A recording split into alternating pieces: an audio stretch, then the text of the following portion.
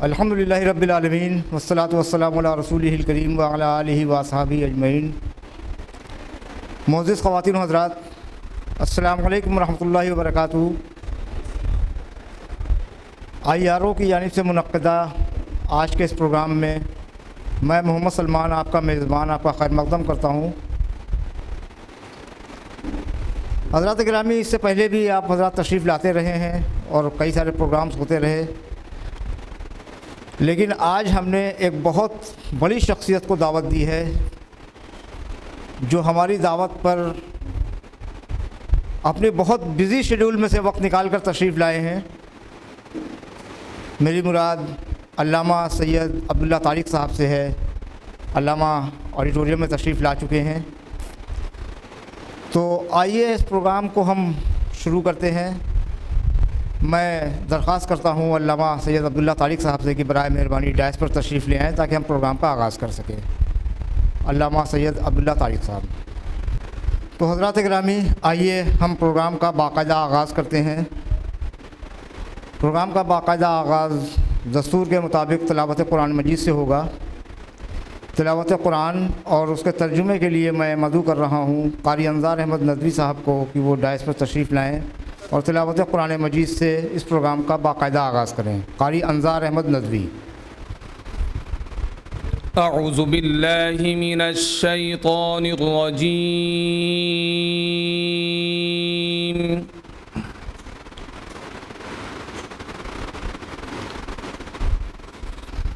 बिस्मिल्लाहिर रहमानिर रहीम।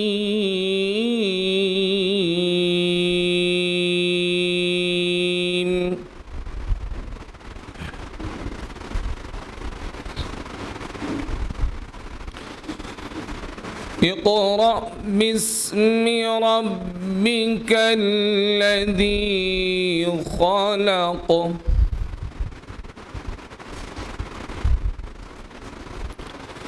ख़लक़ल इंसान मिन अलक़।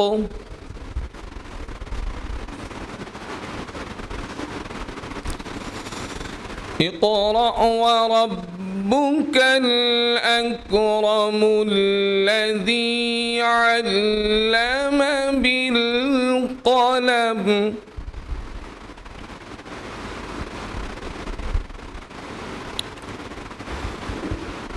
इक़रा बिस्मि रब्बिकल लज़ी ख़लक़। ख़लक़ल इंसान मिन अलक़। इक़रा व रब्बुकल अकरमुल लज़ी अल्लम बिल क़लम।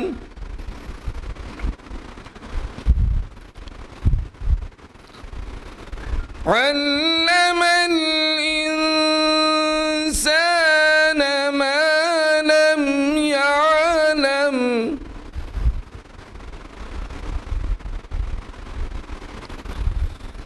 कल्ला इन्नल इंसान लयतग़ा अन रआहु इस्तग़ना।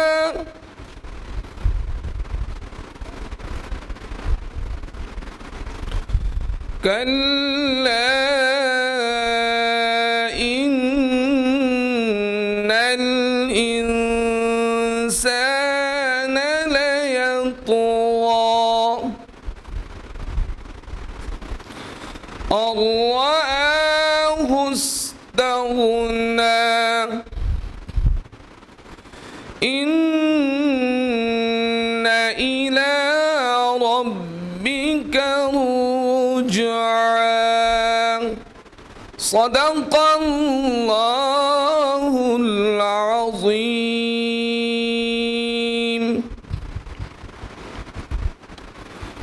अभी जो आप कुरान पाक की तिलावत सुन रहे थे वो सूरह अलग थी, सूरह नंबर 96। मुनासिब है कि इसका तर्जमा भी पेश कर दिया जाए। शुरू अल्लाह के नाम से जो बड़ा मेहरबान नहायत रहम करने वाला है। पढ़िए अपने परवरदिगार के नाम लेकर, जिसने सब कुछ पैदा किया। उसने इंसान को जमे हुए खून से पैदा किया है। पढ़िए और आपका परवरदिगार सबसे ज़्यादा करम करने वाला है, जिसने कलम से तालीम दी। इंसान को इस बात की तालीम दी जो नहीं जानता था। हकीकत यह है कि इंसान खुली सरकशी कर रहा है, क्योंकि उसने अपने आप को बेनियाज समझ लिया है। सच तो यह है कि तुम्हारे परवरदिगार ही की तरफ सबको लौटना है।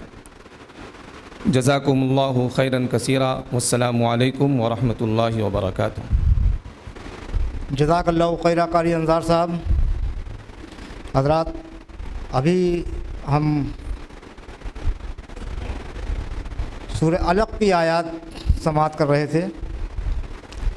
हम सभी जानते हैं, सभी के इल्म में है ये बात कि सूरह अलक़ इस रूए ज़मीन पर नाज़िल होने वाली कुरान की पहली आयत थी।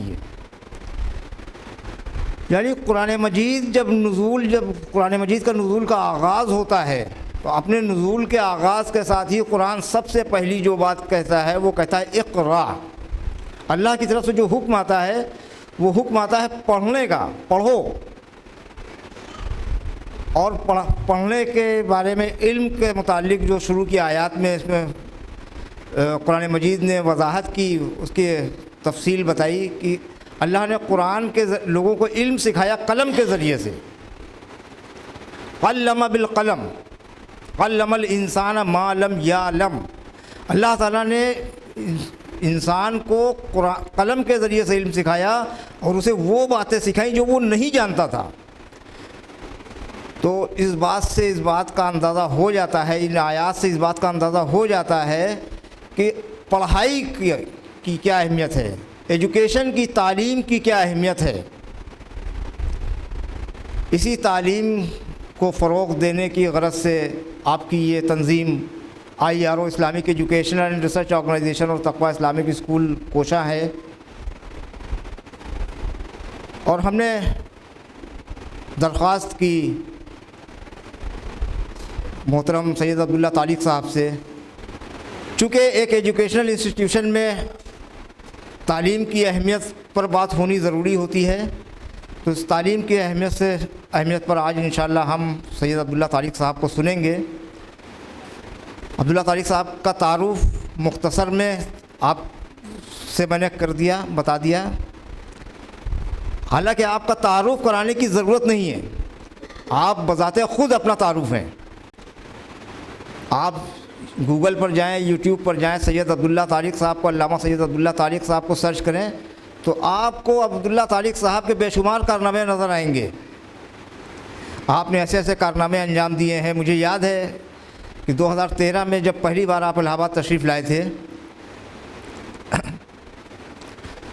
तो आपकी ट्रेन बहुत लेट हो गई थी और आप ट्रेन से उतरकर सीधा स्टेज पर तशरीफ़ लाए। मतलब आपकी बेचैनी, जो आपके अंदर एक बात कहने की, लोगों तक बात पहुंचाने का जो जज्बा है, जो बेचैनी है, वो इस कदर है कि आप कहीं एक सेकंड पानी पीने तक के लिए नहीं रुके और सीधा स्टेज पर तशरीफ़ ले आए। और फिर आपके ख़िताब के बाद जिस तरह से लोगों ने आपको घेर लिया था, वो मंज़र मुझे आज भी नहीं भूलता और कभी शायद नहीं भूलेगा कि जिस तरह से, जिस खूबसूरत अंदाज़ में आप ख़िताब करते हैं, लोगों को बताते हैं, लोगों से बात करते हैं। ख़िताब नहीं, दरअसल आप एक बात करते हैं, लोग सब आपके साथ जुड़ जाते हैं। तो मैं बहुत ज़्यादा गुफ्तगू ना करते हुए आपके दरमियान से हटूँगा और मैं दरख्वास्त करता हूँ अल्लामा सैयद अब्दुल्ला तारिक साहब से कि आप तशरीफ़ लाएँ और हमें career and compassion in education के मौजू पर खिताब फरमाएँ।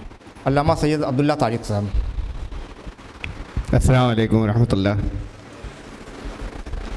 अल्हम्दुलिल्लाहिल्लज़ी वक़फ़ा वस्सलातु वस्सलामु अला रसूलिल मुस्तफ़ा व अला इबादिल्लज़ीना इस्तफ़ा। 2014 के बाद अब IARO और असल में तो ये सब कनेक्टेड हैं, उन्हीं का इदारा तकवा स्कूल की तरफ से, तकवा इस्लामिक स्कूल की तरफ से आज इनविटेशन है IARO की तरफ से। तब इनविटेशन, तब मैं हाजिर आखिरी बार हुआ था, यानी 2 मरतबा आया हूँ। 2014 में आया था दूसरी बार। तब से अब तक ये गंगा जो आपके पास से बह रही है, इसमें बहुत पानी बह गया। ज़माना बदल गया, हालात बदल गए, एक दौर बदल गया। जो दहाइयों से चला आ रहा था वो आनन फानन सब कुछ बदल गया। बहुत कुछ रिट्रोस्पेक्शन, यानी अपना एहतिसाब करना है, हम यहाँ क्यों इस जगह तक आ गए, कहीं हमारी ही गलतियाँ होंगी। कायनात हिसाब लेती है, अल्लाह का हिसाब ऐसे लिया जाता है। हिसाब के ये मीडियम्स हैं जो चारों तरफ कायनात के अंदर हैं, और हिसाब यहाँ पर होता रहता है लगातार। इस दुनिया के बाद एक क़यामत आएगी, आप सब का ईमान है। ये बहुत कम लोग समझ पाते हैं कि क़यामतें दुनिया में भी आती हैं। इस्तिलाहात चली आ रही हैं हमारे यहाँ, अर्ज़ी क़यामत, क़यामत सुग़रा, लेकिन उससे जो कुछ लोगों ने मतलब समझा वो बड़ा महदूद था, या चूँकि इस्तिलाह थी तो बहरहाल कुछ ना कुछ उससे लोगों ने कुछ समझने की कोशिश की। क़यामत में अलग अलग गिरोह अलग अलग कर दिए जाएंगे। वहाँ पर इज्तिमाई फैसले होंगे गिरोहों के, इनफरादे तो होंगे हर एक के। फिर उसके अंदर इस दुनिया में भी कौमों के फैसले आते हैं, कौमों के फैसले के दिन आते हैं, यौमुद्दीन आते हैं, जब कौमों के फैसले किए जाते हैं। हज़रत नूह का सैलाब क़यामत थी जिसमें कौमों का फैसला हुआ। इस तरह से और बहुत से मौके दुनिया में आए, बात को भी मैंने खाली एक नाम लिया। और ये इन क़यामतों में जो यहाँ कभी आती रही हैं ज़मीन के ऊपर, उसमें सिर्फ ऐसा नहीं होता कि लोग सब जिस्मानी तौर पर ख़त्म हो जाएं, नेस्तो नाबूद हो जाएं। क़यामत वो भी थी जब 400 साल तक बनी इसराइल फ़िरौनों की ग़ुलामी में रहे। कुरान ने अज़ाब की तरफ भेज दिए गए और फिर 400 साल अज़ाब में रखे गए। तो अज़ाब सिर्फ वो नहीं होता कि ज़मीन फटे और उसमें धंस जाएं। ये ज़ल्लत का अज़ाब जो था वहाँ, तो वो भी कुरान ने बताया। अज़ाब उस अंजाम से डरिए जिससे मैं वही ज़िल्लत का अज़ाब नज़र तो आ रहा है बढ़ता हुआ। अब देख सकते हैं आप लोग, देख सकते हैं अपनी आँखों से। पहले आहट नहीं महसूस हुई थी, आहट सुनकर ही चौंक जाना चाहिए था। अब नज़र आने लगा है। जब नज़र आने लगा तो ये समझ में नहीं आ रहा कि जाएं किधर। तो मैं टॉपिक की तरफ आ रहा हूँ। मैं ये असल टॉपिक नहीं है जिसमें मैंने चंद बातें यहाँ कह दी। टॉपिक मुझे दिया गया था या तय किया गया जो कि जिस पर मुझे आपसे कुछ बात करनी है, career and compassion in education. एक अजीब दीन है इस्लाम, बड़ा यूनिक और एक अजीब किताब है, बहुत यूनिक। उसकी जो मास्टर बुक है, कोई मौजू ऐसा नहीं है जो दीन से बाहर होता हो, और कोई मौजू उसका ऐसा नहीं जो इंटरकनेक्टेड नहीं हो, जिनका आपस में एक दूसरे से लिंक नहीं हो। मैंने जो कुछ पहले कह दिया उसका भी इससे ताल्लुक़ है। उसका ताल्लुक़ कैरियर से भी है, तालीम से भी है, कैरियर से भी है और कंपैशन से भी है। मोहम्मद रसूलुल्लाह सल्लल्लाहु अलैहि वसल्लम का तशरीफ़ लाना इंसानी तारीख़ के अंदर एक नए इनकलाब का आगाज़ था। उस आगाज़ से वो आगाज़ की बिल्कुल इब्तिदाई लम्हात में, सबसे पहले अव्वलीन लम्हात में जो चीज़ जो सामने आया वो अभी आपने यहाँ सुना, तिलावत किया गया, उसके तर्जुमा हुआ, एक मुख्तसर तशरीह भी हुई। सिर्फ एक पहलू में और बयान कर दूं, इब्तिदाई 5 आयात जो पहले वही थी जो आमतौर से जहनों में नहीं है। इन 5 आयात में बड़ी अजीम एक हकीकत थी। पढ़ाई इल्म तब बनती है जब उसे रिकॉर्ड किया जाता है, ये उसूल आया था साथ। पढ़ाई इल्म में तब्दील हो गई जब कलम का इस्तेमाल हुआ, और कलम हर दौर में बदलेंगे। कीबोर्ड भी कलम है, और अब वॉइस रिकग्निशन के जरिए अगर चीज़ें लिखी चली जाती रहती हूँ तो वो भी कलम है। ये टेक्निक्स ये बदलती चली जाएंगी, कलम अपनी शक्लें बदलता चला जाएगा। लेकिन जब तक पढ़ाई के को रिकॉर्ड नहीं किया जाएगा, उस रिकॉर्ड पर नज़र नहीं डाली जाएगी बार बार, तो उस वक्त तक इल्म में तब्दील पढ़ाई नहीं होगी। बहुत अजीम हकीकत थी जो इन आयात के अंदर ये एक आई थी, सब बताई गई थी। आमतौर से इधर तवज्जो नहीं जाती। ये आगाज़ था और ये इब्तिदा थी। मोहम्मद रसूलुल्लाह सल्लल्लाहु अलैहि वसल्लम गारे हिरा से उतरे और ऊँटों के चरवाहों को कौमों का इमाम बना दिया। इब्तिदाई बातें थी, शुरू की बातें थी, जो बिल्कुल शुरू के दौर की थी। वो ये थी कि अगर कहीं कोई आर्म्ड स्ट्रगल भी हुई है, कहीं जंग पेश आ गई, कैदी आए, कैदियों का तावान होता था 10 लोगों को लिखना पढ़ना सिखा दे। ये कैदियों का तावान हुआ करता था। इसका नतीजा ये था कि 300 साल के अंदर अंदर, इत्तेफाक से हमारा दर्स निज़ामी इस वक्त जो है ना, वो मदारिस की तालीम का निसाब, इसकी ये भी 300 ही साल पुराना है। तो इसमें तो 300 साल के अंदर किसी तरह की कोई ज़रा सा भी स्टैटिक है और जामिद है। इल्म जामिद नहीं होता, इल्म में तो इर्तिका होता है, आगे बढ़ता चला जाता है।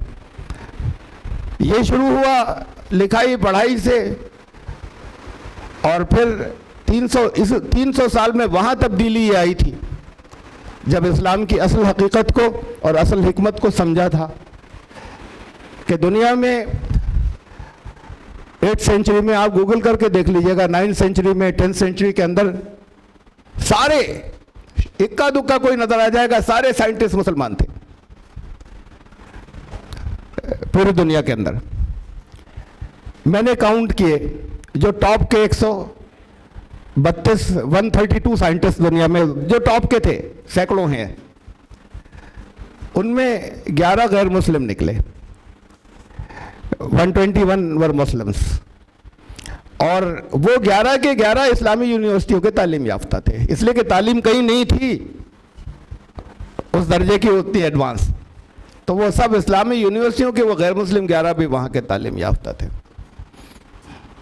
अभी मैंने कुछ हालात के अंदर तब्दीली का शुरू में जिक्र किया था। एक हमारे दोस्त हैं विश्व हिंदू परिषद के, वहाँ की जो सेंट्रल मरकज़ी उनकी एग्जीक्यूटिव कमेटी है, उसके मेंबर इस वक्त हैं या नहीं है, उसके मेंबर रहे हैं, और बड़ी बड़ी कमी उसके अंदर हैं, उनकी कमेटीज के अंदर तो बहुत करीबी ताल्लुक़ है। एक दिन कहने लगे कि, और बहुत खुलकर उनसे बहुत बातें होती हैं, वो अपनी कहते हैं, हम बहुत खुलकर एतराज़ करते हैं। वो मैं यानी उनके हिंदू बहुत डरते हैं, वहाँ के हिंदू डरते हैं उनसे बहुत, और सब में ये है कि सिर्फ यही इनसे अजीब अजीब बातें कर लेते हैं और वो कुछ नहीं कहते, और बाकी तो वो डांट देते हैं ऐसा हिंदुओं को कि ज़रा सी उनके मिजाज के ख़िलाफ़ हो जाए, और डरते हैं बाकायदा लोग। तो एक दिन कहने लगे कि मुसलमान को कोई तारीख़ में कोई कारनामा भी तो हो, क्या दिया है मुसलमानों ने दुनिया को? दिया तो कुछ नहीं है। तो मैंने उनसे कहा कि बताइए ये बात जो अभी आपको बताई थी। कि ये सब तो अब बात को आया है, वहाँ से लेने के बाद आया है सेकेंड हैंड, सेकेंड सोर्स, वहाँ से फर्स्ट सोर्स तो वो थी जहाँ से फिर ये आज की जो साइंस यहाँ पे सारी मौजूद है, और सारे उलूम, चंद के अलावा हिंदुस्तान ने भी बहुत तरक्की की थी मैथमेटिक्स में और चंद चीज़ों के अंदर, फिलॉसफी में, और बाकी तो सब कुछ वहीं था मुस्लिम वर्ल्ड के पास। उन्होंने कहा कहाँ से बोल रहे हैं आप, क्या कर रहे हैं? नहीं वाकई मकसद उनका ये था कि बिल्कुल बोगस बात कह रहे हैं, इतनी आप इतना बड़ा झूठ बोल रहे हैं। उनका लड़का बैठा था, मैंने कहा बेटे अपना मोबाइल निकालो, गूगल करो, 8th सेंचुरी के साइंटिस्ट के नाम निकालो, 9th सेंचुरी का निकालो, और इनको अपने पापा को पढ़ के सुनाओ, ये नामों से पहचान लेंगे कि ये हिंदू है, ईसाई हैं, मुसलमान हैं। फिर 11th सेंचुरी के भी निकालना, तो उनकी आंखें फटी रह गई। बोले यहाँ कोई नहीं था भारत में। मैंने कहा होंगे, मैं नहीं कह रहा, लेकिन बात यह है कि वहां मैंने तो नहीं डाल दिए जहां से आप सुन रहे हैं ये सारे नाम। आपको कहां कहां से चीजें फीड की जा रही हैं। मुझसे कह रहे थे कि ये झूठ कहां से फैलाया जा रहा है, जितना झूठ तुम्हारे दिमाग के अंदर भर दिया गया मुसलमानों के मुताल्लिक, और तुमने उसे मान लिया और इतना यकीन करते हैं आप इसके ऊपर। क्या आपने मुझसे कहा कि तुम क्या कह रहे हो ये, और असल हकीकत वही है जो मैं कह रहा था। तो बहरहाल अब उस झूठ का सब जगह यकीन करते हैं लोग, जैसे वो करते चारों तरफ सब। और पहले जो जिन्होंने नहीं सुना था वो सब झूठ का यकीन करने लगे चारों तरफ। आपकी कुछ एक्स्ट्रा असल अहम जिम्मेदारी होगी ना फिर, इसलिए भी जिम्मेदारी ये ज्यादा है। नंबर 1 आप खैर उम्मत, पता नहीं है कहूं या थे, और इसलिए भी जिम्मेदारी ज्यादा है कि इस मकाम तक जो आए वो अपनी वजह से आए हैं, कोई दूसरा नहीं लाया है। यहाँ तक जैसे आए, उसमें एक शोबा है ये जहाँ पर सबसे ज़्यादा पिछड़े हुए थे मुसलमान, बड़ी अच्छी खिदमत अंजाम दे रहा है तकवा इस्लामिक स्कूल। तकवा से के लफ्ज़ से शुरू करूँ, बहुत कम लोग मतलब जानते हैं, और बड़ी माजरत के साथ बहुत कम अहले इल्म मतलब जानते हैं। आपको हर जगह मिलेगा इत्तकुल्लाह का तर्जुमा, तमाम बड़े बड़े बहुत बड़े बड़े जो रोशनी के मीनार थे उनके ज़रिए तर्जुमा मिलेगा आपको, अल्लाह से डरो। तकवा में कहीं से डर है ही नहीं। कू लफ्ज़ इसका मादा है, उसके माने बचना। या अल्लज़ीना आमनू, ऐ ईमान लाने वालों, कू अनफुसकुम व अहलीकुम नारा, बचाओ अपने आप को और अपने घर वालों को आग से। उससे लफ्ज़ तकवा बना है। डरना भी है ज़रूरत। अगर कोई बुरी किसी जगह बहुत भयानक कुछ हो रहा हो, उधर जाने से बचना होगा। ये अगर कोई डरता है उधर जाने से तो बच जाएगा, अच्छी बात है। तो वो डर कुछ काम करता है, और डर कम से कम बचा लेता है। वो डर कामयाब नहीं करता, किसी एक नुकसान से बचा लेता है। वो ज़ात जिसकी असल पहचान रहमत है, आइडेंटिटी रहमत है, सारी सिफात उसकी रहमत का एक्सटेंशन है। ये जब्बारियत और कहारियत भी रहमत ही का एक्सटेंशन है। ये कायनात पर उसका जबर है कि आप गेहूं बोते हो, गेहूं काट कर लाते हैं, कुछ और नहीं निकलता। ये कायनात पर उसका जबर है कि जो कवानीन उसने यहाँ पर नाफिज कर दिए हैं वो अब नहीं बदलेंगे, और हम डिस्कवर करते चले जाएंगे, और इंसानों को फ़ायदा होता चला जाएगा। वो जब्बार नहीं होता तो पागल हो जाते लोग। तो ये सिफात भी रहमत का एक्सटेंशन है, जितनी सिफात हैं उसकी। इसलिए इन्हीं नामों से उसने अपना तारुफ कराया रब्बुल इज़्ज़त ने। जो काम शुरू कीजिए उसके इन 2 नामों से शुरू कीजिए, अर्रहमान और रहीम, रहमत के 2 नामों से। खाना शुरू करें, चाहे कुछ और पढ़ना शुरू करें, उसका कलाम पढ़ें, उसके अंदर अगली सूरत आ जाए तो फिर इन 2 नामों के साथ में, ताकि बार बार रिमाइंडर आ जाए कि ये उनकी असल आइडेंटिटी है, ये असली प्रारूप है और असल पहचान है उसकी। वो पहचान तो सिफात से होती, ज़ात को तो कोई जान नहीं सकता। और ये सिफात के अंदर असलन समेटा जाए तो ये एक सिफत है, बाकी सब उस सिफात की तफसीलात हैं अनगिनत। ये रहमत की सिफात, तो उसने ये रहमत उसके जिनको भेजा आपके लिए। और उससे और हम जरा सा इधर आ जाएं कि जब भी कोई बच्चा दुनिया में आता है, यहाँ पर आने से पहले भी जिंदा होता है। जब वो बायोलॉजिकल खाली एक लाइफ नहीं होता बल्कि एक जिंदा वजूद बन चुका होता है, उसके बाद बाहर आता है, काफी दिनों एक जिंदा वजूद भी रहता है। कहाँ होता है? रहम के अंदर। नाम अरबी ने यही दिया है, उससे लफ्ज रहमत है। तो सबसे पहली तालीम, यहाँ इसकी बात कर रहे थे, मैं तकवा को पूरा कर लूँ, माफ़ कीजिएगा। तकवा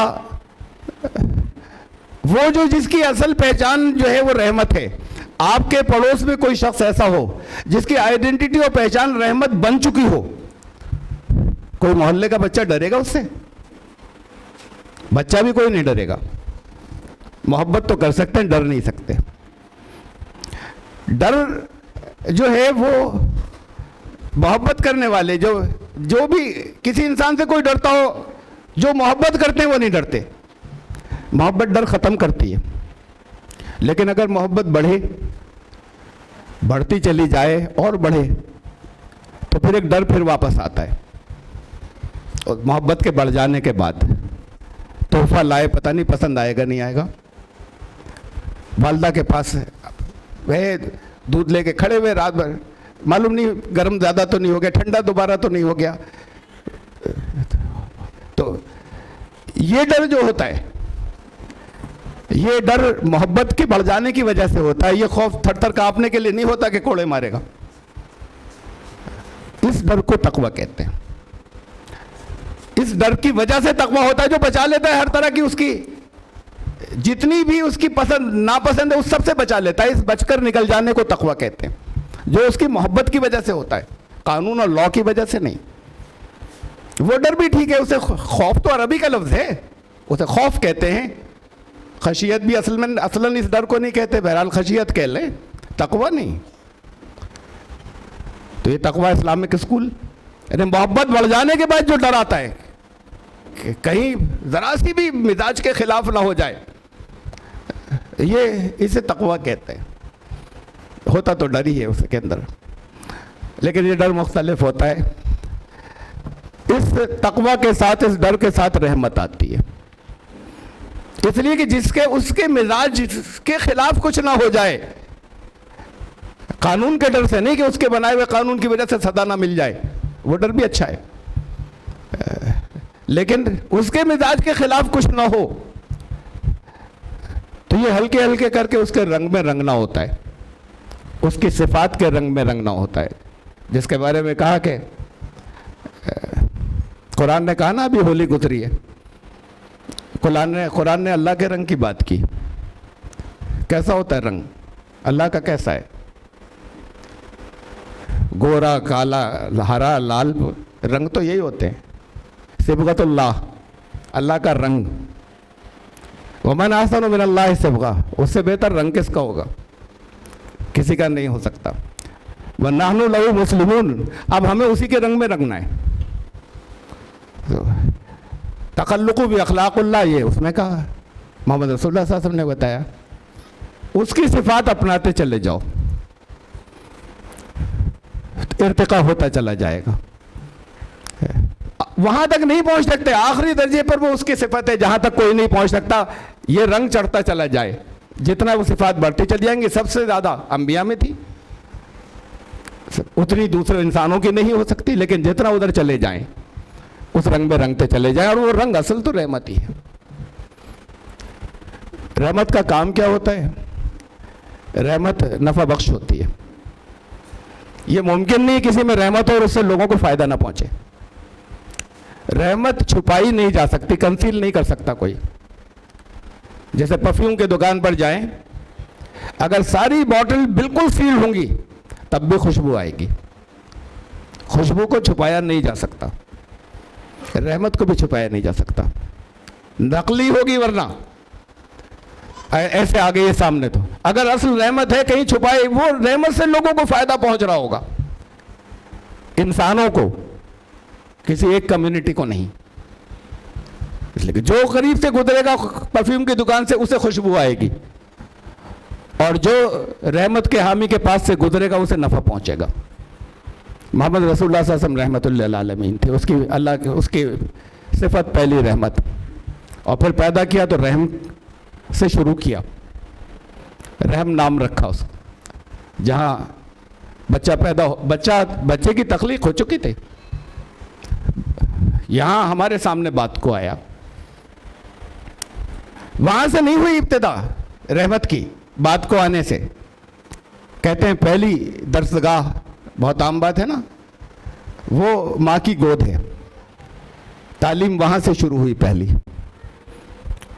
जब माँ कोई तरबियत नहीं कर सकती थी तब उसे तालीम दी गई थी कि ग़िज़ा कैसे हासिल करे, करवट कब ले ले, कब कुछ एक्शंस करे, तालीम तो उसे तब मिल रही थी। माँ ने उसके बाद देनी शुरू की, तो वो उसकी तालीम जिसने शुरू कर दी थी वहाँ उस रहम के अंदर, उसके बाद फिर वो आया और उनके अंदर कूट कूट कर माँ में रहमत भर दी।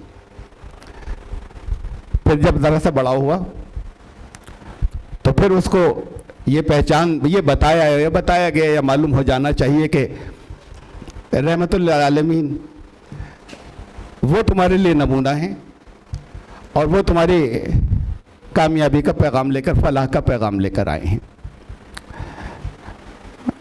फिर ये टॉपिक के बाद के कैरियर और कंपैशन इन एजुकेशन, मैं उर्दू में कहूँ इसे, कैरियर क्या चीज़ है? अब कैरियर को तो आप कैरियर ही शायद कहें, कोई तर्जुमा कर सकता है? कुछ हो तो बताइए, होगा कुछ? कोई बताइए तर्जुमा क्या कैरियर का? कैरियर से एक और आगे की चीज़ है, यानी खाली कैरियर क्या है? हमारी ज़िंदगी के अंदर हमने अपना जो एक गोल बनाया, मकसद, ये जॉब्स और छोटी चीज़ें, जॉब्स मुख्तलिफ बदलते चले जाएंगे। वो जिस जगह पर वक्त की लकीर में हमने अपना एक मुस्तकबिल अपने जहन में तय किया था, उसके लिए अपने आप को ट्रेन करते चले जाना कि इसे हासिल कर लें, और कर लिया तो फिर कैरियर बन गया। ये कैरियर कोई बहुत छोटा सा किसी एक मंजिल पर होता है, किसी का उससे थोड़ा और आगे होता है, किसी का उसका और थोड़ा आगे होता है, फिर रुक जाता है और ज़िंदगी की सांसें भी ख़त्म हो जाती हैं। उसे कैरियर कहते हैं। असल में कैरियर क्या है? फ्यूचर, मुस्तकबिल कैरियर है। तो मुस्तकबिल जिसे लोग अपना कैरियर बना रहे हैं उससे और आगे है, तो फिर ये इतने छोटी सी जगह कहाँ रुक जाए और क्यों रुक जाते हैं सब? इस्लाम नहीं कहता रुक जाओ, ये नहीं कहता इसे अचीव मत करो। इन मंजिलों को अचीव करते हुए तुम्हें और आगे जाना है, जिसे मुस्तकबिल कहते हैं। तो तर्जुमा हुआ तालीम में मुस्तकबिल और रहमत। उनका जो पैगाम आया मोहम्मद रसूलुल्लाह सल्लल्लाहु अलैहि वसल्लम का, उसका आगाज़ तालीम से हुआ, तालीम की हिदायत से हुआ। उसके दरमियान का हर लम्हा रहमत था, और उसका आखिर और उसका अंजाम मुस्तकबिल, सुनहरा मुस्तकबिल, हकीकी मुस्तकबिल, वो उसका अंजाम। तो अब हमने क्या किया कुछ दिनों के बाद, कि उस दौर के बाद वो जिसका अब लोग कह रहे हैं कि ये तो बिल्कुल नहीं था, देख लो था, आज भी बड़े फख्र से याद करते हैं, जगह जगह उसके हवाले दिए जाते हैं, और फिर साथ में ये कह दिया जाता है कि यूनिवर्सिटियां तो कत्लगाहें हैं। कुछ अरसे के बाद हमने ये किया, दीन और दुनिया का इल्म अलग अलग कर दिया, दीन अलग, दुनिया अलग। इस्लाम ने ये क्लासिफाई कभी नहीं किया था कि दीन कोई और चीज़ है, दुनिया कोई और चीज़ है। दीन जो है वो ये दुनिया करीब के हिस्से को कहते हैं, करीब के हिस्से से हम आखिर तक चले जाएं, ये पूरा दीन है।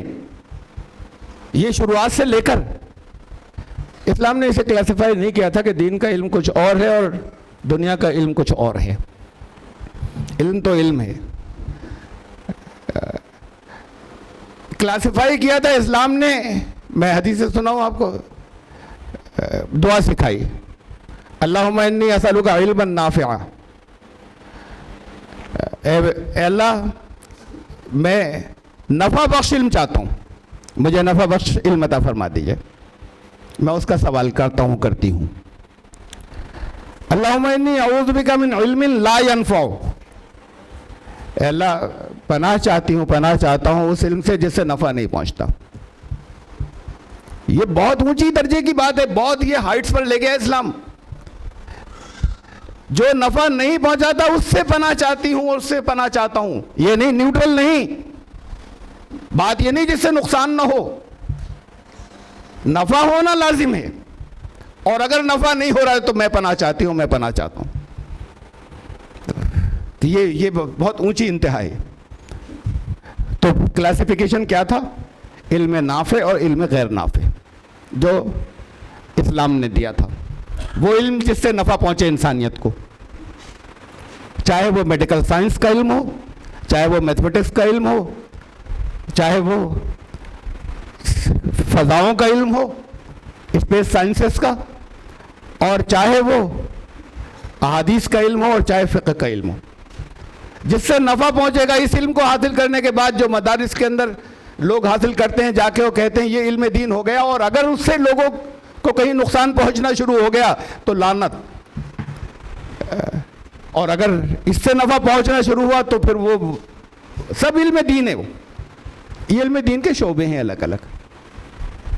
उसने ये कायनात बनाई, इस कायनात के बारे में जानने को साइंस कहते हैं।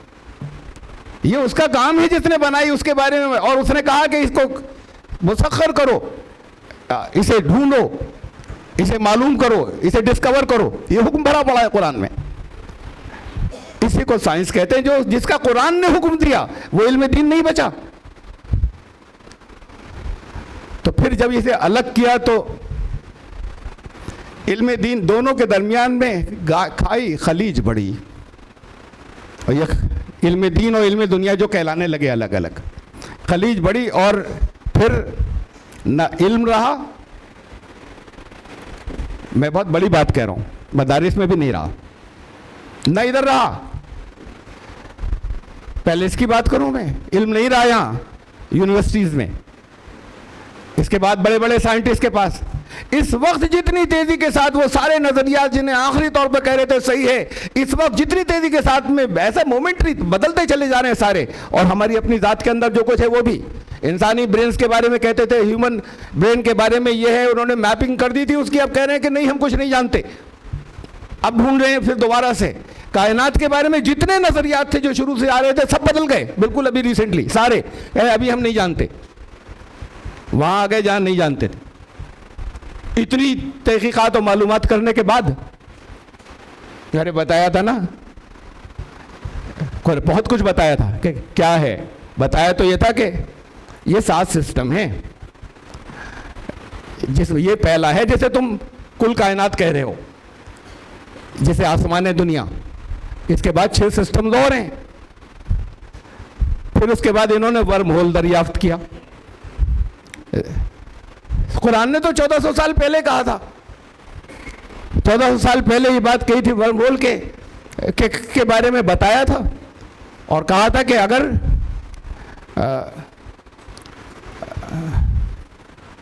अभी याद दिलाता हूँ, आयत आ जाएगी 1400 साल पहले कि अगर तुम्हें आसमान के अंदर वलो फताहना बाबम मिनस समा, अगर हम खोल दें आसमान में एंट्री पॉइंट्स, बाब, लज़ल्लु फीही आरुजून, तो फिर खो जाओगे, उरूज होता चला जाएगा। ये वो रास्ते हैं जहाँ से मेराज हुई थी, इस उरूज से। और तुम्हें अगर इस वक्त ये कर दिया जाए तो वहाँ हालत ये होगी कि फरमाया कि फिर लकालू सुक्र तब सारोना, ये क्या हो गया, निगाहों को कि नशे में है क्या हम, बलनाहनु मसरूरून, या कहीं सहर हो गया क्या हम पर? ये तो नहीं हो सकता। ये हो जाएगा अगर उन एंट्री पॉइंट्स के ऊपर कभी पहुंच गए। तो यह आप मालूम हुआ वो एंट्री पॉइंट्स है जहां से इस सिस्टम से निकलकर दूसरे सिस्टम में पहुंच जाए within no time. Mohammad रसूलुल्लाह सल्लल्लाहु अलैहि वसल्लम को इन सारी कायनातों को उरूज करने में वक्त नहीं लगा अगर उन एंट्री पॉइंट्स पर ले जाया गया तो, और खटखट जो है वो उरूज होता चला गया। तो इनके ये तो इन्होंने तो कुरान ने पहले बताया था, 1400 साल पहले बताया था। कुरान ने कहा कि लहुम कुलूबुन ला यफ़क़हूना बिहा, कुलूब हैं, दिल हैं, तफ़क्कुर नहीं करते, गौर नहीं करते। अभी अब तक कह रहे हैं कि दिल से गौर करने का काम थोड़े लिया जाता है, दिल तो ब्लड को पंप करता है। और उसकी वजह से हमारे यहाँ बाज़ लोगों ने कहना शुरू किया कि नहीं इसका नाम माइंड है और क्या है, नहीं यही दिल है जिसके बारे में कहा था कुरान ने इससे सोचने समझने का काम नहीं लेते। अब हमारे डॉक्टर्स कहते हैं नहीं नहीं ये ऐसा नहीं है। अरे इस वक्त की बात थोड़ी, ज़माने कदीम से चली आ रही है हर लैंग्वेज में, और वो हर लैंग्वेज में इसलिए आई, दुनिया के हर लैंग्वेज के अंदर के दुनिया के हर स्क्रिप्चर ने कहा दिल नहीं लग रहा, दिल नहीं मान रहा ये। अरे भाई अब ये कहते हैं नहीं नहीं ये ब्रेन से होता है, दिल से नहीं। तो यही लैंग्वेज क्यों चली आ रही है हर जगह? फिर अभी ऐसा हुआ कुछ सालों पहले, 7-8 साल पहले, कि ये जो अब ट्रांसप्लांट होने लगे ना, इसमें हार्ट ट्रांसप्लांट भी हो जाते हैं, गुर्दे बदल देते हैं, हार्ट भी बदल देते हैं। हार्ट ट्रांसप्लांट बहुत कम है, सबसे कम है।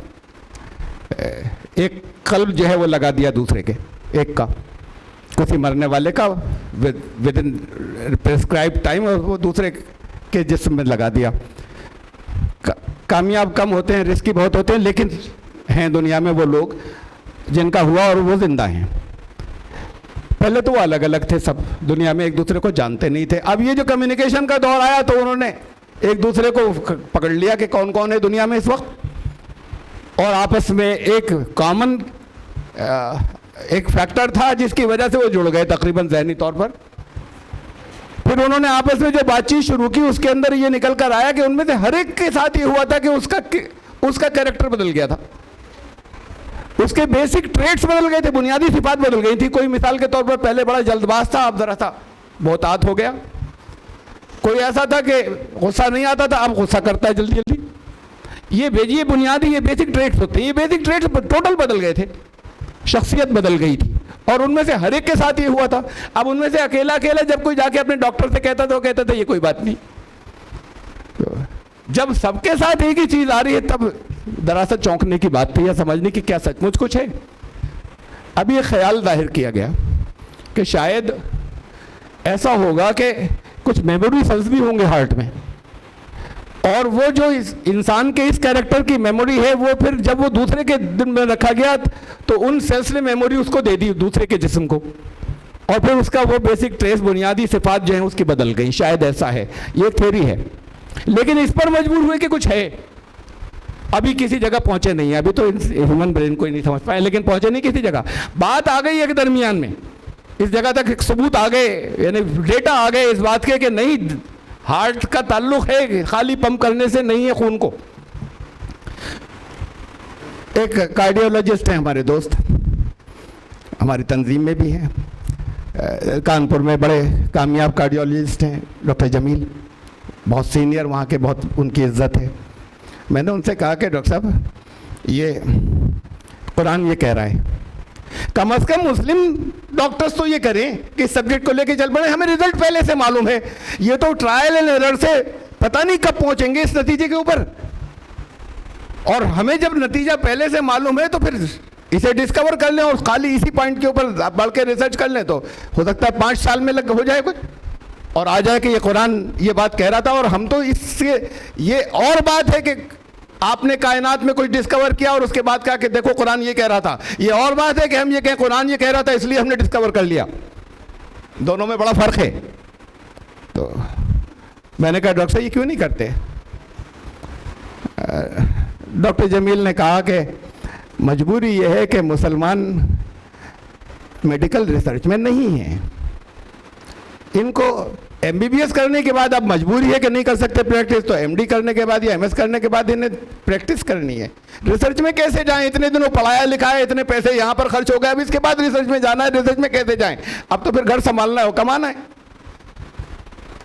तो फिर वो कुरान की बात तो नहीं चलेगी आगे। ये तो रिसर्च का काम है ना, उससे आगे का काम है ये एमबीबीएस एमडी का काम नहीं है, उससे आगे के स्टेज का काम है। उससे आगे के स्टेज में उनके मुसलमान नहीं जाते, गैर मुस्लिम जाते हैं। कायनात के बारे में जो हकीकतें हमें आज जो बहुत सी मालूम है, मैंने तो एक मिसाल दी, हमें मालूम है कि ये है रिजल्ट, बता दिया जाए मुस्लिम्स करें, लेकिन हुआ ये कि उस दौर के बाद मुस्लिम साइंटिस्ट होना ख़त्म हो गए, जब दीन और दुनिया अलग हुई। जब ख़त्म हो गए तो फिर अब दुनिया बहुत ज़माने के बाद ट्रायल एंड एरर से सही नतीजों पे पहुंचेगी, जो अब तक दुनिया मालूम नहीं कितनी तरफ ना मालूम कितनी तरक्की कर चुकी होती, मालूम नहीं किस जगह होती अगर ये ना हुआ होता। ये तो मैंने आपको बताया इन लोगों के यूनिवर्सिटीज़ के बारे में, इल्म दीन और इल्म दुनिया की तकसीम में। मदारिस जहाँ कहा जाता है यहाँ इल्म दीन दिया जाता है, सही है दिया जाता है, वो इल्म दीन का ज़रा सा हिस्सा है, इसलिए कि ये भी इल्म दीन था। मैं सिर्फ एक छोटी सी मिसाल दे दूं, बाकी तो मैं नहीं रखना चाहता कि मेरे बड़े बड़े उलमा से ताल्लुक़ है, मिलना जुलना बातचीत थी, तो मैं उनसे कह देता हूँ, उस वक्त वो कहते हैं हाँ ठीक है, उनका नाम उनके सामने पब्लिक में नहीं कहते, कहते हैं हाँ सही कह रहे हैं आप, तो बड़ी ज़रूरत है ऐसा ठीक करने की। मैं सिर्फ एक मिसाल दे दूं आपको, मैंने दी है जगह जगह, उसे दोहरा रहा हूँ यहाँ। मसलन ये पढ़ाया जाता है शुरू के बिल्कुल इब्तिदाई, जहाँ तहारत के बाब के अंदर किसी जगह अगर कोई कुआं हो उसमें बिल्ली गिर जाए तो कितने डोल पानी निकालें वो पाक हो जाएगा। ये इल्म है, बहुत ज़रूरी है, मसला है, मालूम होना भी ज़रूरी है, बताया गया। ये ना कुरान में था ना हदीस में था, गौर व फिक्र से आया, तफक्कुह से आया। क्यों, कैसे आ गया तफक्कुह से? तफक्कुह से ऐसे आया कि ये तजुर्बा जो ज़माने से चला आ रहा है कि पानी जो है वो निकालते जाएं तो कंटामिनेशन, आलूदगी ख़त्म होती चली जाएगी, नीचे से फ्रेश पानी आता चला जाएगा, कितनी स्टेज के बाद वो पानी वाकई फ्रेश आ जाएगा और सब कुछ निकल चुका होगा ऊपर का। उसका एक ज़माने का तजुर्बा, उसकी बुनियाद पर उन्होंने तय किया कि इतने डोल निकालना, सही किया था, लेकिन किया ऐसे था इस तजुर्बे से, ये कहीं कुरान और हदीस में नहीं था, और सही किया था इसलिए कि वो ज़रूरत थी कि कैसे पाक करें। अब कुएं कहीं हैं नहीं, हैं ख़त्म होते चले जा रहे हैं कहीं कहीं अब भी, शायद हमेशा थोड़े बहुत रहेंगे, लेकिन कुएं एक इल्म और भी है पानी की तहारत का। ये आपके पास से, यहाँ से गंगा बह रही है, यहाँ के बारे में मुझे नहीं मालूम, मैं दिल्ली के बारे में जानता हूँ, बचपन से मेरी एजुकेशन वहाँ पर रही।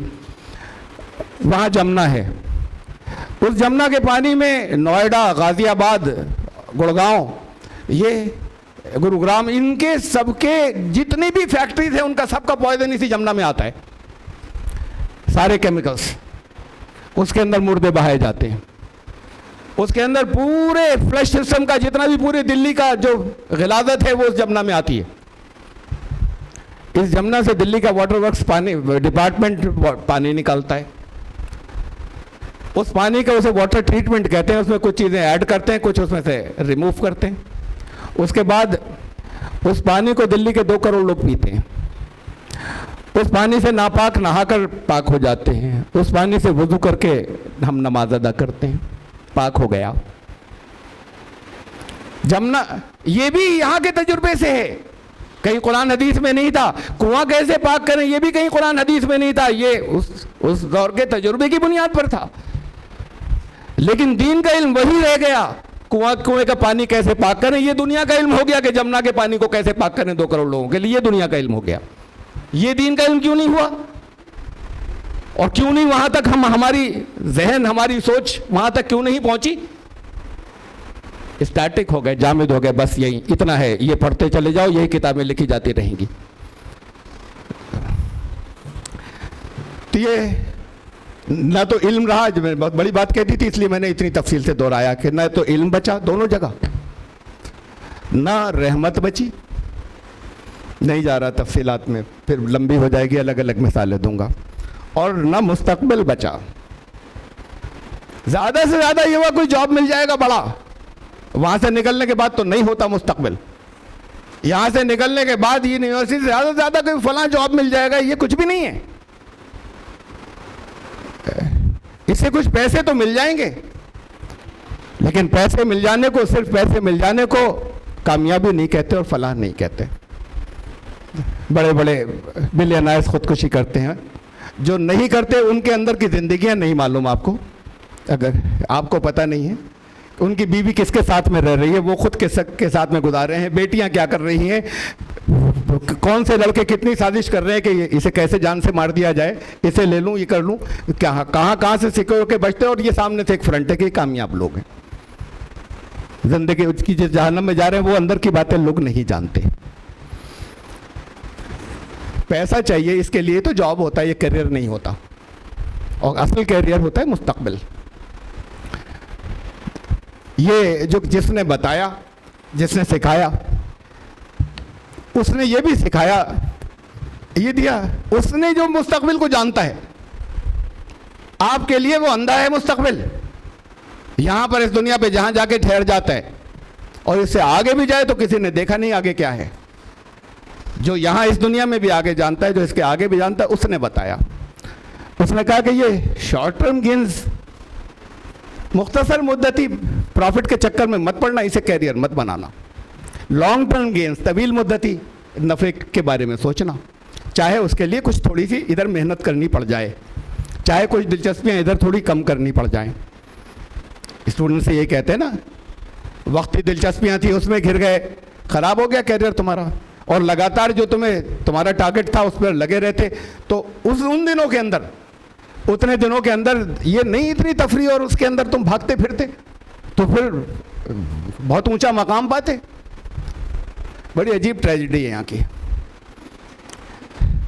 अगर ये बच्चे कितनी देर पढ़ते, अगर बिल्कुल सही अच्छा कैरियर अचीव करना है अब आज के दौर में, छोटे बच्चे को राइट फ्रॉम बॉटम आखिर तक कम से कम 10 घंटे, ये छोटे बच्चे को जो है 10 घंटे 15 घंटे पढ़ना होता है। छोटे छोटे बच्चों को स्कूल से पढ़कर आए, ट्यूटर पढ़ाएगा, वालिदैन पढ़ाएंगे, होमवर्क करेंगे, 10 घंटे से ज़्यादा पढ़ना है उसे। ये यूनिवर्सिटी में जाने के बाद अगर कैरियर हासिल करना है तब, वरना ना पढ़े। यही पोजीशन स्कूल्स में है। एक्स्ट्रा लाइब्रेरीज कंसल्ट करो, यहाँ जाओ, दूसरी चीज़ें, कॉलेज में और लेवल बढ़ जाता है, वरना किसी मीडियोकर लेवल पे रह जाओगे। जो तुम्हारा सुनहरे मुस्तकबिल का जो ख्वाब था वो नहीं होगा पूरा। अगर करना है तो ये सब, ये दोस्तों को छोड़ दो, किसी वक्त ज़रा सा कर लेना, लग जाओ। और हैं हमारे सामने मिसालें जो ऐसे लग गए थे, पता नहीं कहाँ पहुँचे वो, मेरे मिलने वालों के अंदर हैं, उन्होंने ये सब ख़त्म कर दिया था, हर दिलचस्पी, बहुत ऊंची जगह पहुँच गए। हमारी ट्रेजिडी ये है कि ये जो एंजॉय करने के दिन हैं, जब कुछ हासिल कर पाते हैं जो हम हासिल करना चाहते हैं, इन्हें तो बंद कर दो। हासिल कर लेंगे तब एंजॉय करने के दिन नहीं रहते। जब पहुंच गए तो जिंदगी को जैसे लुत्फअंदोज कहना रहते हैं, उसकी उम्र नहीं रहती, उसकी सेहत नहीं रहती। और अगर इस वक्त कुछ हल्का फुल्का इधर उधर पड़ जाए तो आगे का कैरियर खराब हो जाता है। इससे तो खाली मुस्तकबिल नहीं बनेगा इस दुनिया से। ये बहुत छोटी सी जगह है वक्त के अंदर। तो कुरान ने कहा कि लॉन्ग टर्म गेन्स की बात सोचना, तवील मुद्दती नफ़े की, ये शॉर्ट टर्म की नहीं। आयात सूरह बनी इसराइल की 4 आयात है, बड़ी अहम आयात है, 18, 19, 20। मनकाना युरीदुल आजिलता अज्जलना लहू फीहा। ये जो शॉर्ट टर्म गेन्स जाएगा ना, अभी कुछ मिले, जल्दी मिल जाए, अच्छा इधर 5 साल में मिल जाए, तो अज्जलना लहू फीहा मा नुरीदु लिमन मा नशाओ लिमन नुरीद, थोड़ी सी एक कंडीशन के साथ हम दे देंगे उसको, वो शॉर्ट टर्म गेन्स दे देंगे, लेकिन एक कंडीशन के साथ, हर एक को नहीं। उसमें से भी कुछ कानून है उसके भी, जो जिसके लिए चाहेंगे और जो इरादा करेगा, और फिर हम जिसके लिए चाहेंगे उतनों को मिल जाएगा, ये शॉर्ट टर्म के बन जाएंगे, वहाँ पहुँच जाएंगे ये। लेकिन उसके बाद सुम्मा जालना लहू जहन्नम यसलाहा मज़मूमन मदहूरा, लेकिन उसके बाद उनके लिए जहन्नम है। शुरू में कहा था मैंने, अरे जहन्नम यहाँ भी हैं और जन्नतें यहाँ भी हैं। वो असल अल्टीमेट जन्नत और जहन्नम है। यहाँ लोग जहाँ की जहन्नमों से गुजरते हैं, जहन्नमों में ज़िंदगी भर रहते हैं, यहाँ की जहन्नम में यहाँ पर लोगों के लिए जन्नत होती है। जन्नती माशरे होते हैं, ज़िंदगी भर जन्नत में रह सकते हैं। ये छोटे लेवल पर है, वो बड़े लेवल पर है। कहा फिर उनके लिए जहन्नम है, फिर जलील वखार होंगे। ये शॉर्ट टर्म गेन्स की बात करेंगे तो ज़िंदगी जहन्नम बन जाएगी। उनमें से भी हर एक को नहीं मिलेगा, दे देंगे हम कुछ को, जो वो शॉर्ट टर्म गेन या अपना जो मुख्तसर मुद्दती जो अपना इंटरेस्ट या मफाद चाहते थे। वमन अरादल आखिरा, और जिसने लॉन्ग टर्म, आखिरा कहते हैं बात का दौर को। ये आखिरत जो उसका नाम रखा है ना, आखिरा का मतलब बात का दौर। ये चूंकि इस दुनिया के बाद आएगी इसलिए आखिरत कहते हैं उसे। रसूलुल्लाह सल्लल्लाहु अलैहि वसल्लम से कहा ना, वलल आखिरतु खैरुल लका मिनल ऊला, तुम्हारे जो पहले का दौर था इससे बाद वाला बेहतर होगा। ये मक्के के बाद मदीने वाला बेहतर होगा। पहले एक यकीन दहानी करा दी, आखिर बाद का दौर, ये वहां की बात नहीं कह रहे, वो तो है ही मालूम है, उसकी तसल्ली देने की इसकी बात ही नहीं थी कि नहीं इससे बेहतर होगा। कम से कम सारे अंबिया के लिए मालूम है वो तो। इस दुनिया की बात थी वो आखिरा, तो कि तुम्हारी आखिरत तुम्हारे पहले वाले दौर से बेहतर होगी। इस दुनिया में आपकी आखिरतें हैं, दुनिया में आपके यौमल हिसाब हैं, दुनिया में कौमों के हिसाब हैं और तबाहियाँ हैं और कामयाबियाँ हैं। यहाँ कहा कि वमन अरादल आखिरा, और जिसने किया लॉन्ग टर्म गेन की बात के और अपने ऊपर कुछ कंट्रोल किया, वह सवाल सहिया, यहाँ भी एक कंडीशन है। ये ज़रूरी है साथ में खाली इरादा नहीं, बल्कि उसके लिए जो कोशिशें करनी चाहिए थी वही कोशिश किया। ऐसे ही लॉज मौजूद हैं, कानून मौजूद हैं, जैसी होनी चाहिए थी वैसी कोशिश भी उसके साथ में की थी, बगैर कोशिश के नहीं। वह मोमिन, और इस बात को मानता भी हो, इस पर ईमान भी रखता हो कि हाँ अगर हमने यही की तो अल्लाह का कानून साथ देगा, यहाँ कामयाबी मिलेगी। फ़ौलाए का काना सायु मशकूरा, उसकी कोशिश की पूरी कदर की जाएगी, अल्लाह के यहाँ कामयाबी मिलेगी। वो जिन्होंने तवील मुद्दती मफाद को सामने रखा, इसके मुकाबले में जो शॉर्ट टर्म गेन्स हैं, ये शॉर्ट टर्म गेन्स हैं। कुल्लन नुविद, बड़ी जी अल्फाज है, कुल्लन नुविद हाउलाए व हाउलाए, हमारा कानून तो दोनों की हेल्प करता है। तबाह होना चाहता है, बढ़ाते चले जाते हैं, जाओ। कामयाब होना चाहता है, हमारा कानून यहाँ मदद करता चला जाता है, चलो। गाइड ही तो किया है, किसी को हाथ पकड़ के नहीं चलाएंगे। वो गाइडेंस को हिदायत कहते हैं। हिदायत पकड़ चला देना नहीं है, हिदायत रास्ता बता देना कि इधर जा रहा है। वह हमारा कानून तो दोनों को मदद करता है। वमा काना रब का आता, वमा काना आता और रब का माजूरा, तुम्हारे रब की सैले रवा उस पर कहीं बंद नहीं लगाए। वो चाहते हैं तबाह होना, जाने देता है, उसकी हमारा कानून हेल्प कर देता है। उन्जुर कैफा फजलना बाज़ वाला बाज़, देखो ऐसे फजीलतें तय होती हैं। कौन लोग जो हैं आगे जाके ज़िंदगी में कामयाब हुए, इसलिए कि वो उन्होंने इधर शॉर्ट टर्म गेन्स की बात नहीं सोची थी और उसके लिए कुछ किया था, यहाँ पर कुछ यहाँ अपने ऊपर कंट्रोल किया था।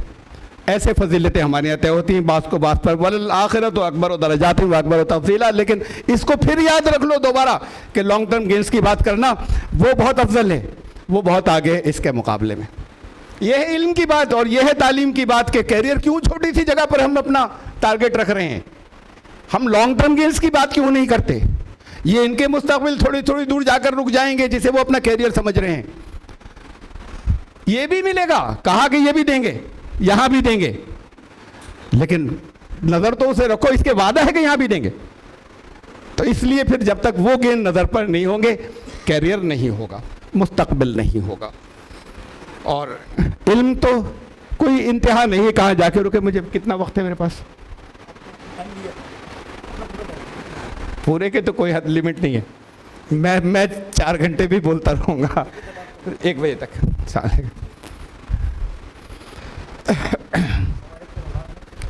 कुरान ने कहा, ये तालीम सब 1400 साल पहले कुरान ने दी थी।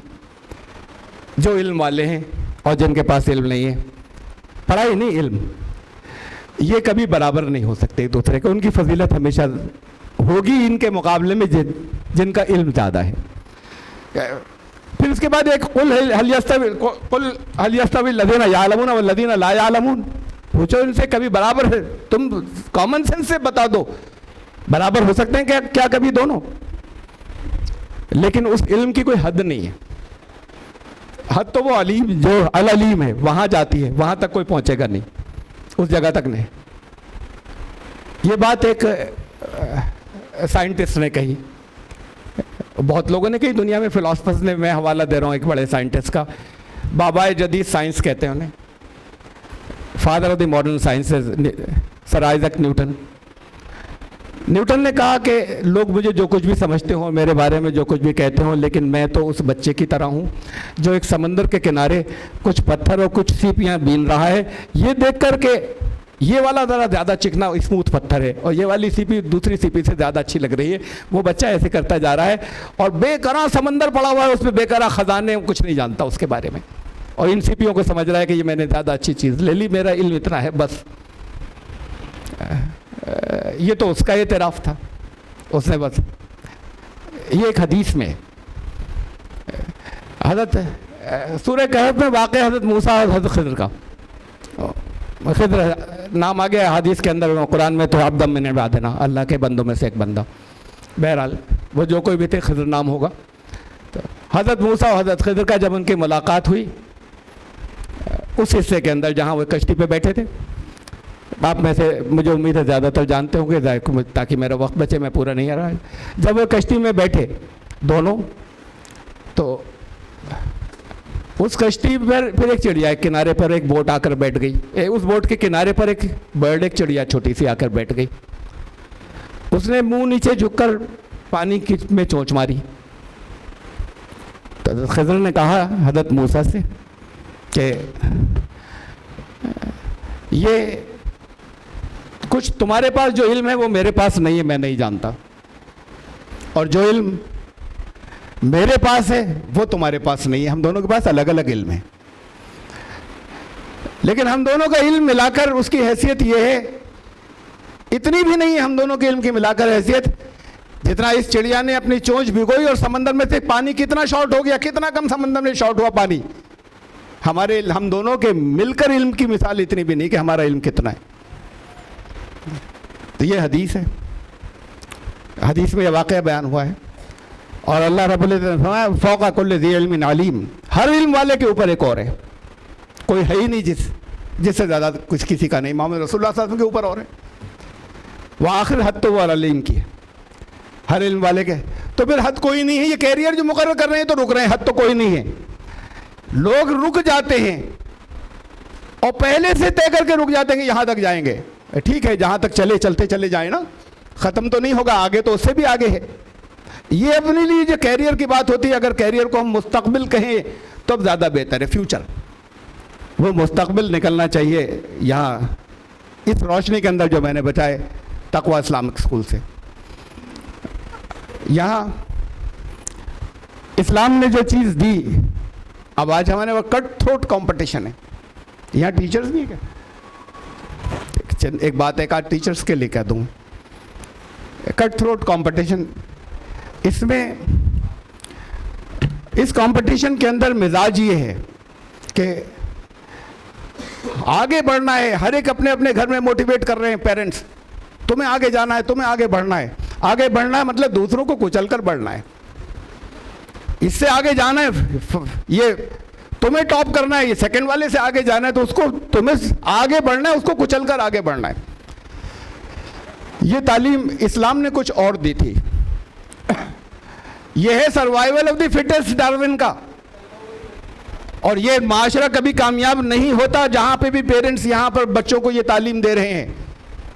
वो टॉप करने वाले उनके घरों के लिए भी बर्बादी ला सकते हैं, इस वक्त नजर आ जाएंगे, पहुंच जाएंगे कहीं, इसलिए कि उनके जहन में उनका मिजाज ये बन रहा है कि मैं बढ़ूं आगे, फिर वो माँ बाप भी पीछे जाते हैं, फिर बहन भाई भी पीछे जाते हैं, मेरा कैरियर बनता चला जाए।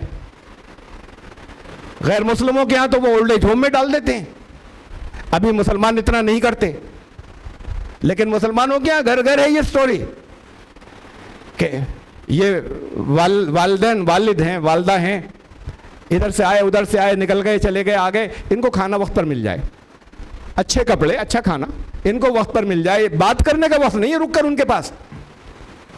अरे कुछ मत करिए, खाली इतना, वो आपको इस एज में मना थोड़ी करेंगे कि अम्मी ज़रा हम वहाँ हुई है फला जगह जाना था, क्योंकि जाओ बेटा दुआ भी देंगे, अब वक्त नहीं है। तो ऐसे आपने छोड़ा, नहीं मुसलमानों की अक्सरियत ने छोड़ा हुआ है, आ जाएंगे ओल्ड एज होम में भी जब ये जहनीत के साथ बड़े होंगे। उनके यहाँ ये जहनीत पहले चली थी इसलिए आ गए कि डाल दिया, अब जाने दो, वहाँ मिलता है ना खाना, जी लेंगे जितना रहना, अब हमारी ज़िंदगी है। ये सेल्फिशनेस है, ये सर्वाइवल ऑफ द फिटेस्ट है। इस्लाम ने कहा कोऑपरेशन फॉर सर्वाइवल। अकेले नहीं जाना है, पीछे कोई है गया उसको पकड़ कर जाना है, उसको साथ लेकर जाना है। कंपैशन ये था, रहमत ये थी, रहमत ये थी। बहुत हवाला देते हैं मुसलमान, आपने बहुत सुनी होगी जगह जगह, खासतौर से गैर मुस्लिमों के सामने। मन क़तल नफ्सन बिगैर नफ्सिन, अगर किसी ने किसी एक का कत्ल किया, फ़कान्नमा क़तलन्नास जमीअ, सारी इंसानियत का कत्ल कर दिया। और किसी एक को बचाया, फमन अहयाहा फ़कान्नमा अहयन्नास जमीअ, सबको जिंदगी दे दी पूरी इंसानियत को। कैसे कैसे तो छोड़िए। लेकिन अगर आप जा रहे हैं रोड पर और आपको कोई शख्स किसी एक्सीडेंट से किसी वहाँ पर ऐसा मिला जो, और बहुत से मदद करने वाले हैं और फ़ौरन कहीं ले जा रहे हैं, नहीं ज़रूरत थी तो चलो चले गए, लेकिन आप अगर छोड़कर निकल गए और आपकी वजह से मर गया तो एक कत्ल करके गए आप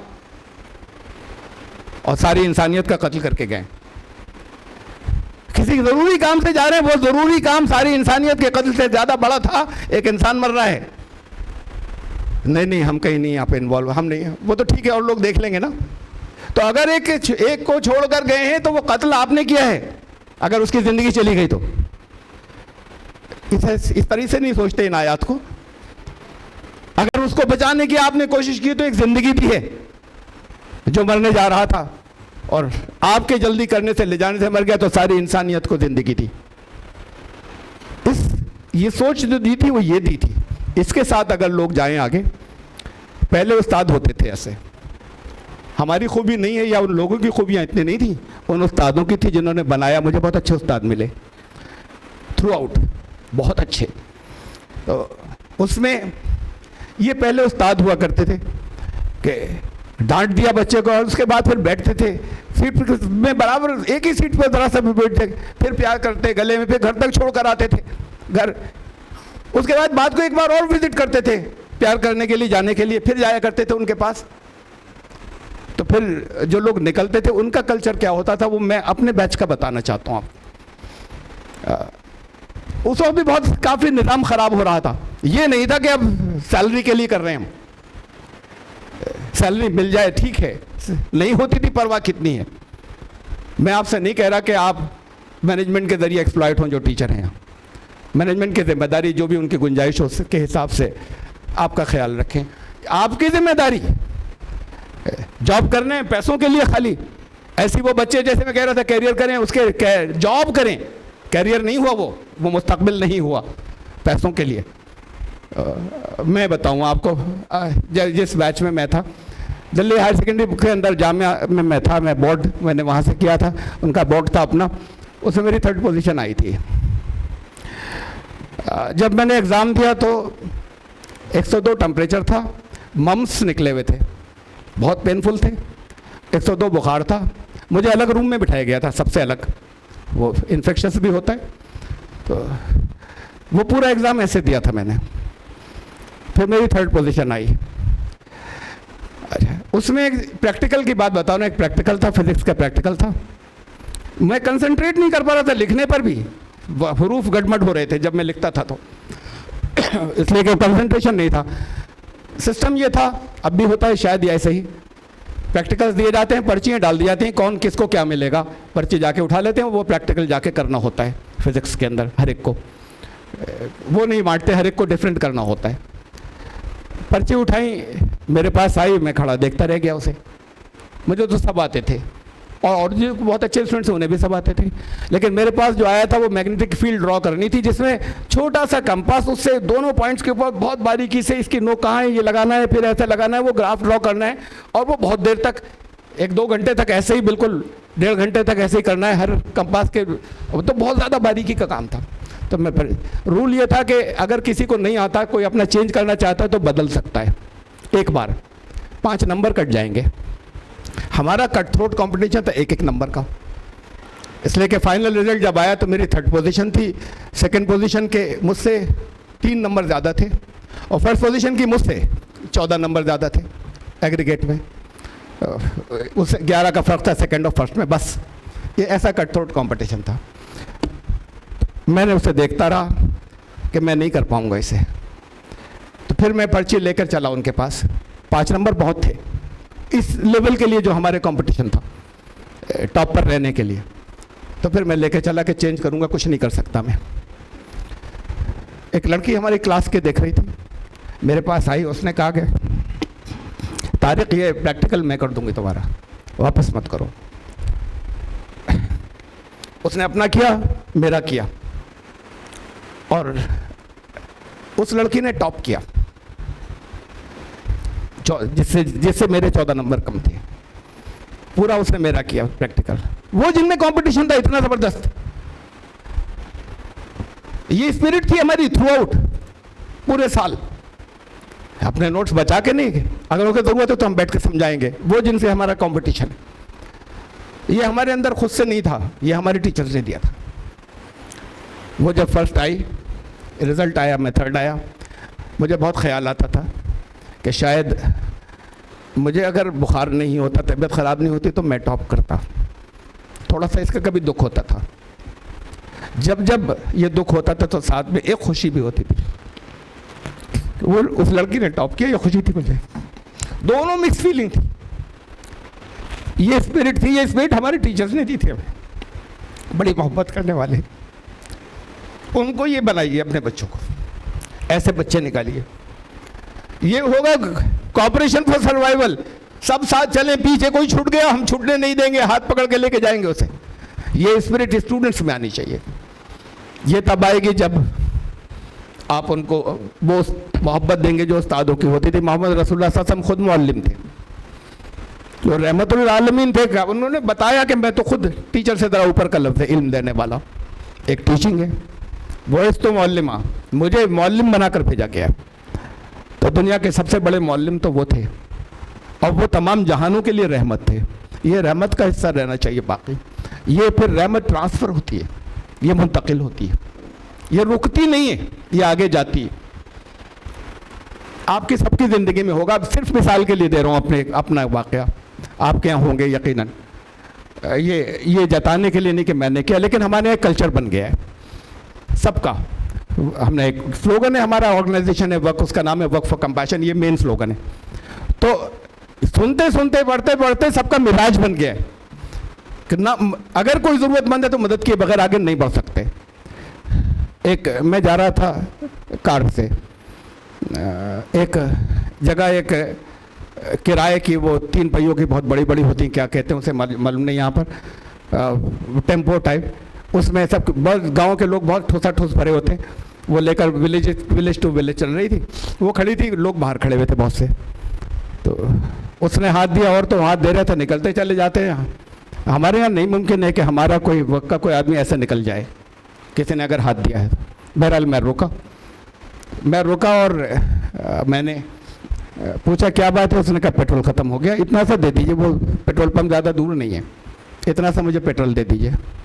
तो मैंने कहा कोई तुम्हें पाइप है निकालने का? उसने कहा हाँ है। मैं कहा निकाल लो, तुम्हें जितना चाहिए निकाल लो। तो मैंने देखा भी नहीं, उसने निकाला, बोतल लेकर आया, पेट्रोल डाला, और उसके बाद मैं इस तरफ मुड़ा पैसे निकालने का। तो मैंने कहा नहीं। तो उसने कहा सब क्यों, भी तो आपने पेट्रोल दिया है। मैंने कहा मैं पेट्रोल बेचता नहीं हूँ। तो मुझसे कहने लगा, सब लोग खड़े थे, मुझसे कहने लगा कि ये इन सब लोगों से मैं पैसे लूँगा, इनके पैसे कम नहीं करूँगा। इनको तो सबको अपना उतना ही किराया देना होगा, भाड़ा देना होगा, इनके किसी के पैसे में कम नहीं करूँगा। तो फिर आप ये मैं पेट्रोल पंप से डलवाता, आप क्यों छोड़ लें? तो मैंने उससे कहा कि पैसे देना चाहते हो ना, अभी तो तुम, मैं नहीं लूँगा, मैं बेचता नहीं, तो तुम कर्जदार हो। ये कर्ज उतारना मेरा तुम, और ये कर्ज मेरा उस दिन उतरेगा जिस दिन तुम रुक जाओगे और किसी और को पेट्रोल दोगे। निकलते मत चले जाना। उस दिन तक मेरा कर्जा। फिर मैं चला आया, बहुत दूर तक सारी सवारियां वो बैठी ही नहीं, ड्राइवर ने भी नहीं चलाया। जब तक मैं नज़र से उछलने हो गया तब तक मुझे साइड व्यू मिरर के अंदर नजर आ रहा था, सब लोग खड़े देख रहे थे। ये फैलती है, उनके दिल पर असर होता है। उनमें से एक ने नहीं, बहुतों ने किया होगा। अगर ये मिजाज आप अपना बना लें तो ये जो इस वक्त के हालात हैं कम से कम आपके लिए बदल जाएंगे। हमारे लिए हम सुनते हैं अपने कानों से ना, आपके लिए नहीं, वो बहुत खून खराबा होने जा रहा है, ये हम अपने कानों से सुनते हैं। आप लोगों के नहीं है कानों में ये। बहुत वो होने जा, आपके लिए नहीं, आप लोग अच्छे लोग हैं। हम अच्छे कैसे हो गए? अल्लाह ने अपने कलाम में फरमाया, अम्मा मा यनफउन्नास फयमकुसु फिल अर्ज़, जमीन पर वो ठहरेगा जो दुनिया के इंसानों के लिए नफा बख्श होगा, बाकी हटेंगे। इसे पहले नंबर पर ले लीजिए ये, और इन बच्चों को रहमत के पैगंबर बनाइए। इन स्कूल से अगर ये हुआ, तकवा इस्लामिक स्कूल से ये नहीं हुआ, ये साथ में हिस्सा नहीं आया, तो उनका मुस्तकबिल नहीं बनेगा। कोई जॉब मिल सकता है उन्हें, मुस्तकबिल नहीं बनेगा। मुस्तकबिल तो बहुत आगे, और उस मुस्तकबिल में दुनिया की कामयाबियां शामिल हैं। मैंने इंजीनियरिंग किया था अलीगढ़ यूनिवर्सिटी से। मुझे आईआईएम ने, ये आईएमए की कई कॉन्फ्रेंस में, हिंदुस्तान की बड़ी कॉन्फ्रेंस में, इंडियन मेडिकल एसोसिएशन, उन्होंने अपने किसी सेशन में चेयर करने के लिए बुलाया। कई जगह चेयर मैं कर रहा हूँ डॉक्टर्स की, आईएमए वो घुसने नहीं देते नॉन डॉक्टर को। आप में से कोई डॉक्टर हो तो उनसे माजरत के साथ कि वो तो इस अपनी फील्ड में उनका ये सुपीरियरिटी कॉम्प्लेक्स होता है कि तुम नहीं जानते, बोलोगे नहीं, हम इसमें दखल मत दो, तुमसे क्या मतलब, हम जो कह रहे हैं वो ऐसे होगा। एक सुपीरियरिटी कॉम्प्लेक्स होता है अपनी फील्ड के अंदर। उनकी फील्ड के अंदर किसी तरह का कोई इंटरफेरेंस नॉन मेडिकल नहीं कर सकता, यानी बड़ी बुरी नज़र से उसको देखते हैं, बुरा मानते हैं इस पर। डॉक्टर मैं हूँ, आप हैं, बात ये आती है। मुझे बुलाया चेयर करने के लिए कॉन्फ्रेंसेस को।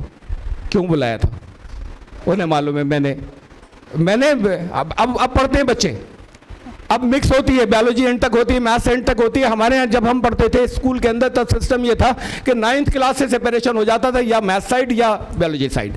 तो हमने बायोलॉजी नहीं पढ़ी इतनी सी भी, और जो बायोलॉजी में जाते थे उन्होंने ज़रा सी मैथ्स नहीं पढ़ी थी 9th क्लास से। और मैं उसको, अगर मुझे वो बुलाते थे, क्यों बुलाते हैं और क्यों बुलाया, वो कहते हैं आपके पास है कुछ जो हम यहाँ पर चाहते हैं देना। इसे एक जिसने बायोलॉजी की 9th क्लास की बायोलॉजी नहीं पढ़ी उसके पास।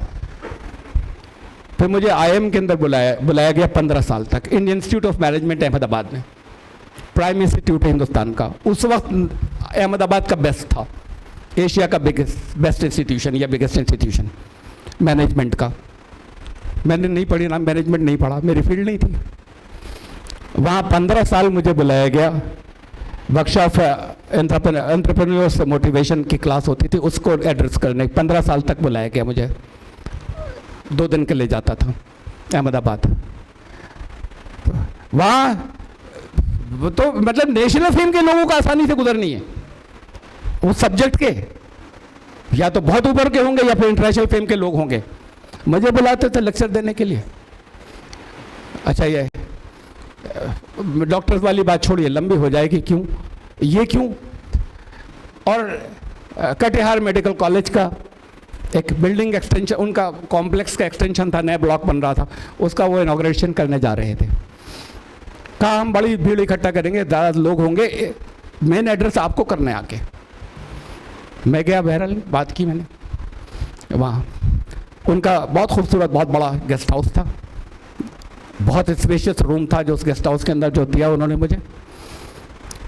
मैं उसका आउटर, जो उस रूम का जो आउटर यानी वेटिंग वो था, लाउंज, वो तकरीबन इतना ही बड़ा होगा, इससे कुछ छोटा, ये पूरा हॉल।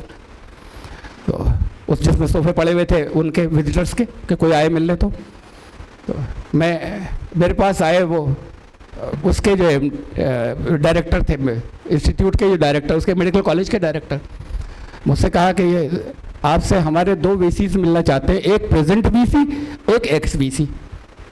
तकरीर सुनी थी उन्होंने। प्रेजेंट वीसी ये मेडिकल कॉलेज था, इस मेडिकल कॉलेज का जिस यूनिवर्सिटी से एफिलिएशन था उस यूनिवर्सिटी के वीसी, यानी यहाँ के वीसी इनसे तो बहुत ऊपर थे वो, इनके तो कंट्रोल में मेन था वो मेडिकल कॉलेज। एक वो मिलना चाहते हैं आपसे, और एक एक्स वीसी हुए, उससे पहले वाइस चांसलर थे, वो भी हैं, दोनों आपसे मिलना चाहते हैं, बाहर हैं।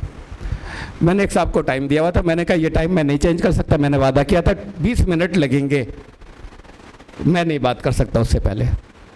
उनका ठीक है, 20 मिनट बाद 20 मिनट उन्होंने बाहर वेट किया। उस यूनिवर्सिटी के, उस मेडिकल कॉलेज वो जिससे एफिलिएशन जिस यूनिवर्सिटी में होता है उसके वाइस चांसलर ने 20 मिनट बाहर वेट किया, फिर मुझसे मिलने आए। जब उनसे बात हो गई फिर वो XBC साहब मिलने आए। ये इज्जत किसने दी?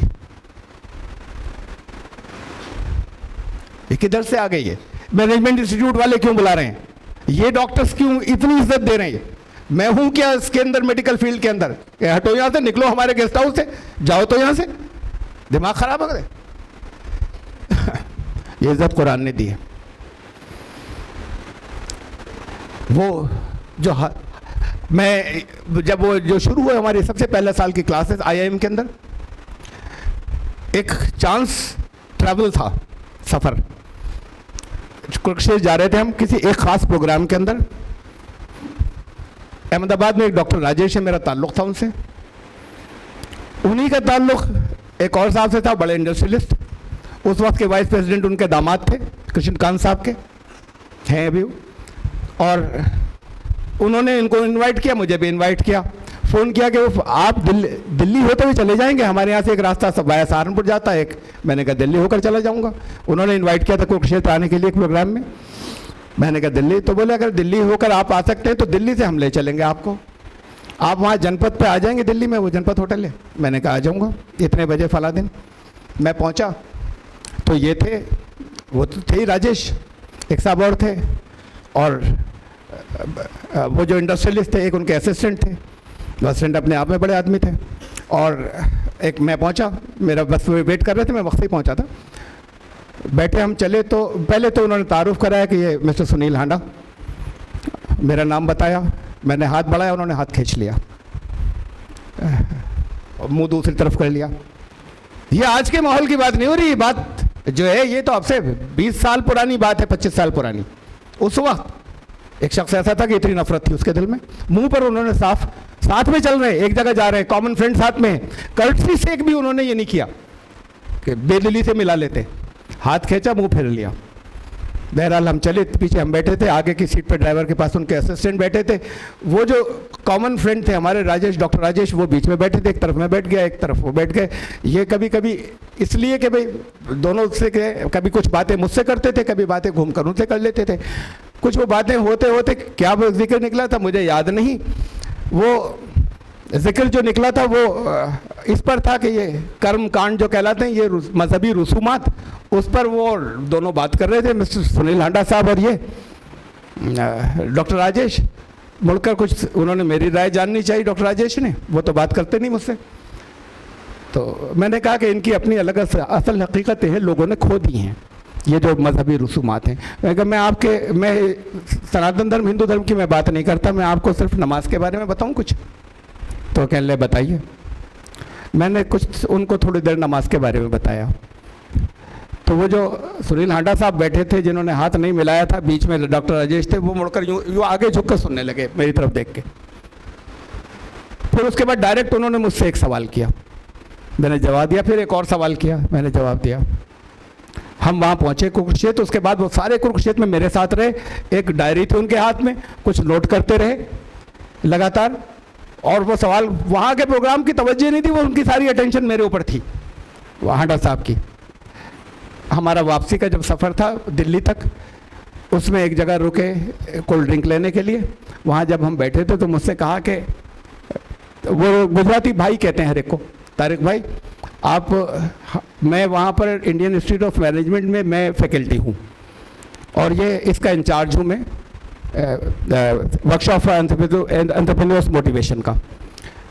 आप वहाँ पर क्या एक लेक्चर देने आ सकेंगे? तारीख बताई उन्होंने, मुझे आज भी याद है, 8 अगस्त में। तो 3-4 महीने थे उसमें। बोले एक स्लॉट खाली है हमारे पास, उसमें आप लेक्चर देने आ सकते हैं। तो मैंने कहा आपसे तो अभी तारुफ है, आपको मेरी एजुकेशन मालूम है, मैंने तो ABCD भी नहीं पढ़ी उसकी, मैनेजमेंट की। कहने लगे हम अपने स्टूडेंट्स को जो देना चाहते हैं वो है आपके पास।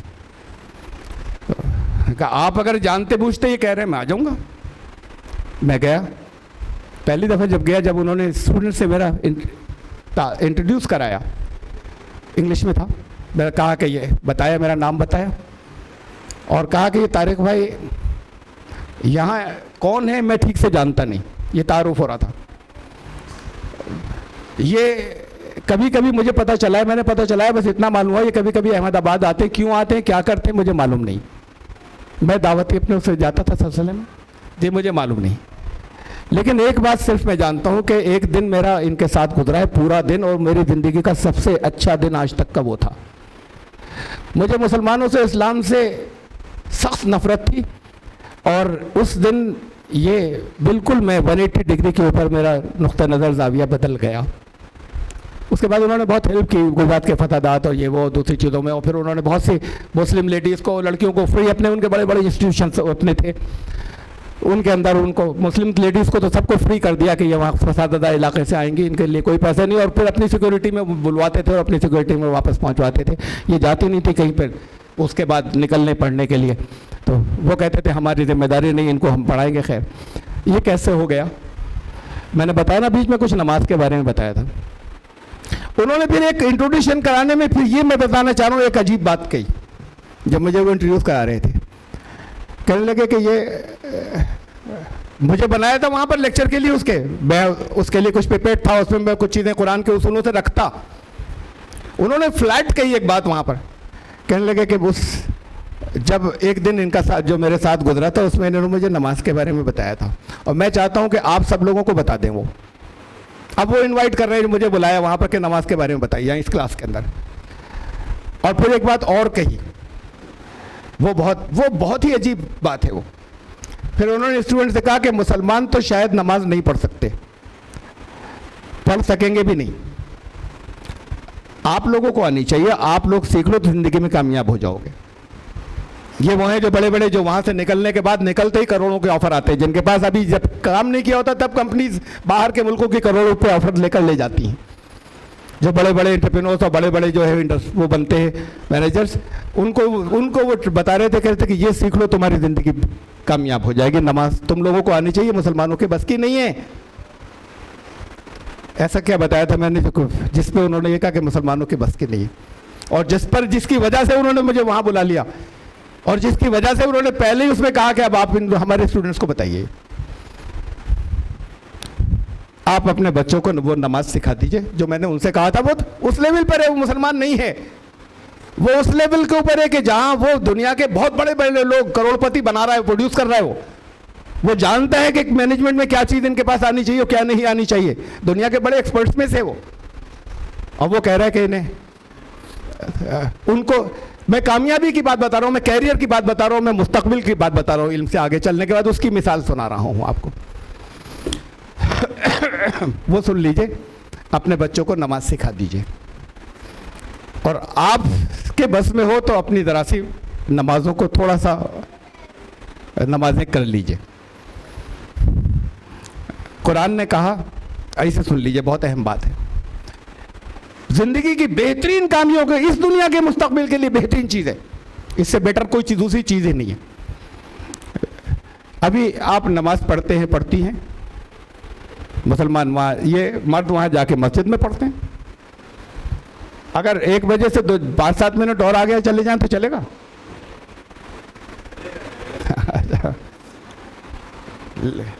तो मुसलमान बहुत से ये मर्द मस्जिद में जाके पढ़ते हैं। इमाम साहब ने कहा अल्लाह अकबर, आपने शुरू कर दी सुभानक अल्लाहुम्मा अल्हम्दुलिल्लाह, अभी वो पढ़ रहे हैं, और अभी आप पहुंच गए अपने झगड़ों में, अपने लड़ाइयों में, अपने मुकदमों में, अपनी मोहब्बतों में, अपने दोस्तों में, अपने दुश्मनों में। बस वो अल्लाह अकबर पे चौंक के चले गए, सुभान रब्बी अल अज़ीम। आखिर तक यही चलता है। बड़ी डिबेट्स हैं, मैं नहीं सुनता डिबेट कोई। ये सुनाए कि क्या क्या हुआ बहुत से डिबेट्स के बारे में, मैं डिबेट का नाम सुन के मैं एक तरफ हटा देता हूँ कि मुझे नहीं सुननी है।